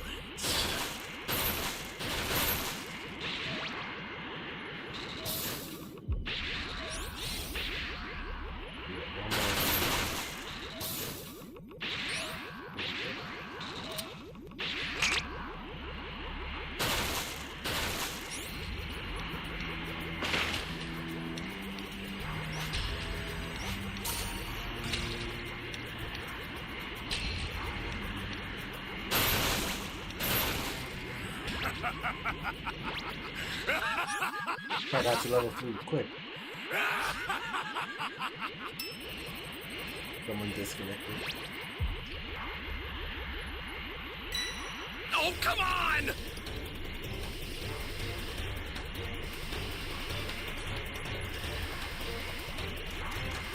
Give me a freaking break. Freaking intense.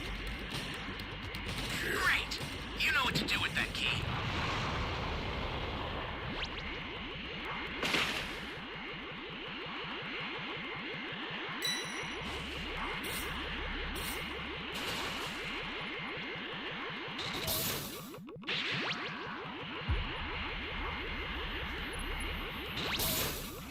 Unfortunately, don't have a fire key right now.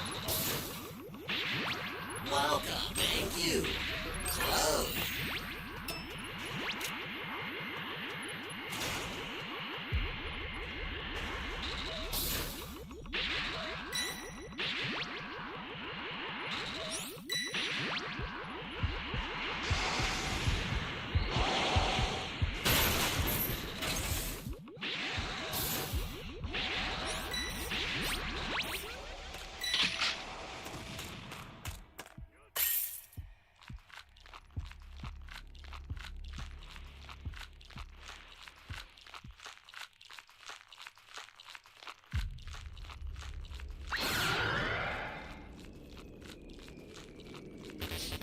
Flying Nimbus!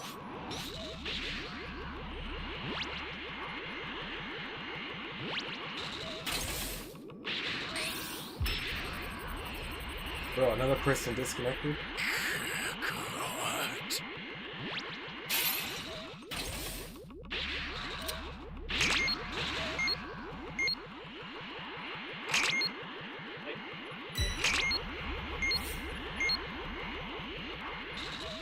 That's a new power key. Place it now. An ally needs your help. You don't know what danger awaits. Think before Gosh, is a rushing lot, in. man. Unfortunately.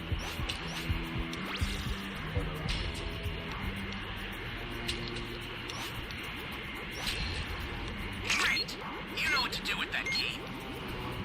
I sent you a super transfer. Use it to hold the enemy back.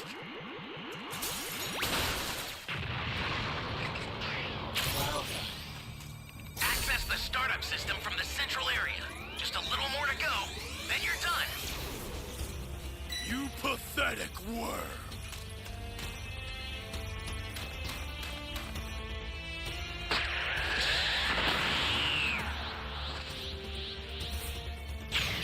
Finally willing to put up a fight? You really thought you could beat me? With that pathetic... I'll send some supplies to help. Make good use of them. The startup system is under attack. Stop it if you can, but retreat if you need to. Got it? The Where's our startup level system's under 4, bro? attack. It's dangerous, so tread carefully if you want to get closer. Here comes a pain!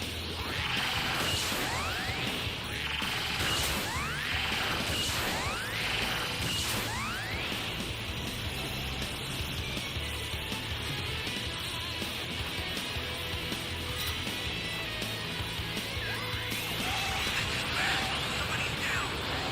Exercise extreme caution if you're going to help them.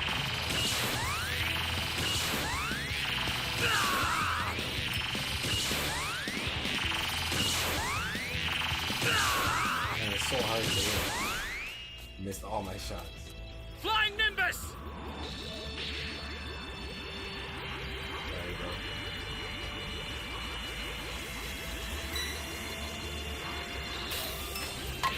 Where do you think you're going? Get off this shit, man. Take on. Yo, I'm pressing triangle to come off the card. And it just keeps picking up items. Trash will always be trash. Alright, Del, it's up to you. I don't know what I level 4 was doing, man. This guy was hiding.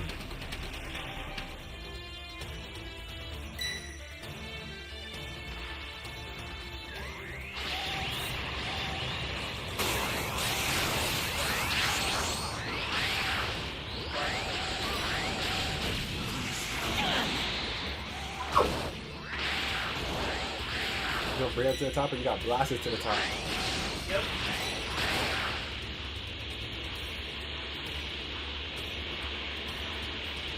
It's me. No stuns? Nope. Use your rocket. That's what's about it. This guy's just in the cave. This guy wasted a level 4, man.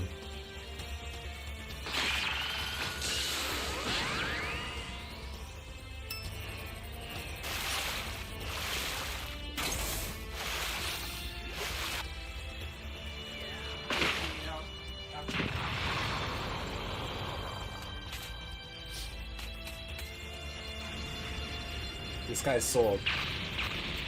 Wasted a level 4.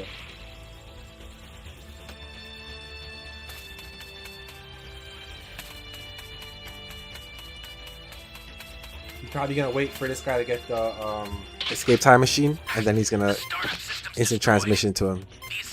Guaranteed. Almost prepped. You need to head for the beacon that's indicated by a blue light. He's waiting.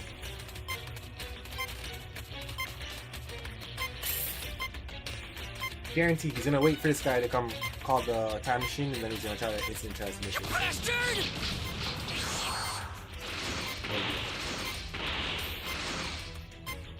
The guy didn't call the time machine yet. He wasted his IT.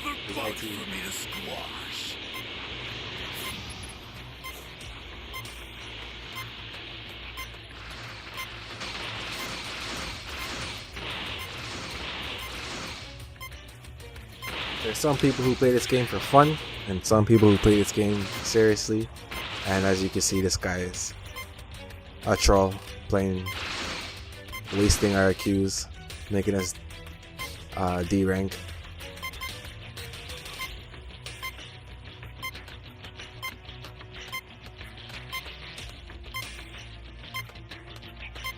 I don't know what these guys are doing.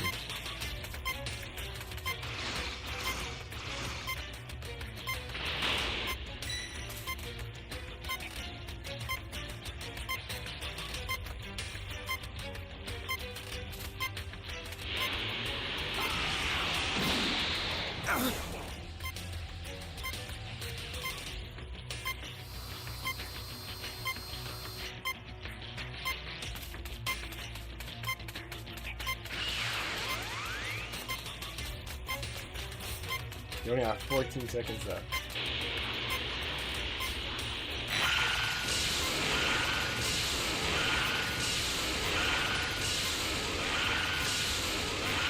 Take this!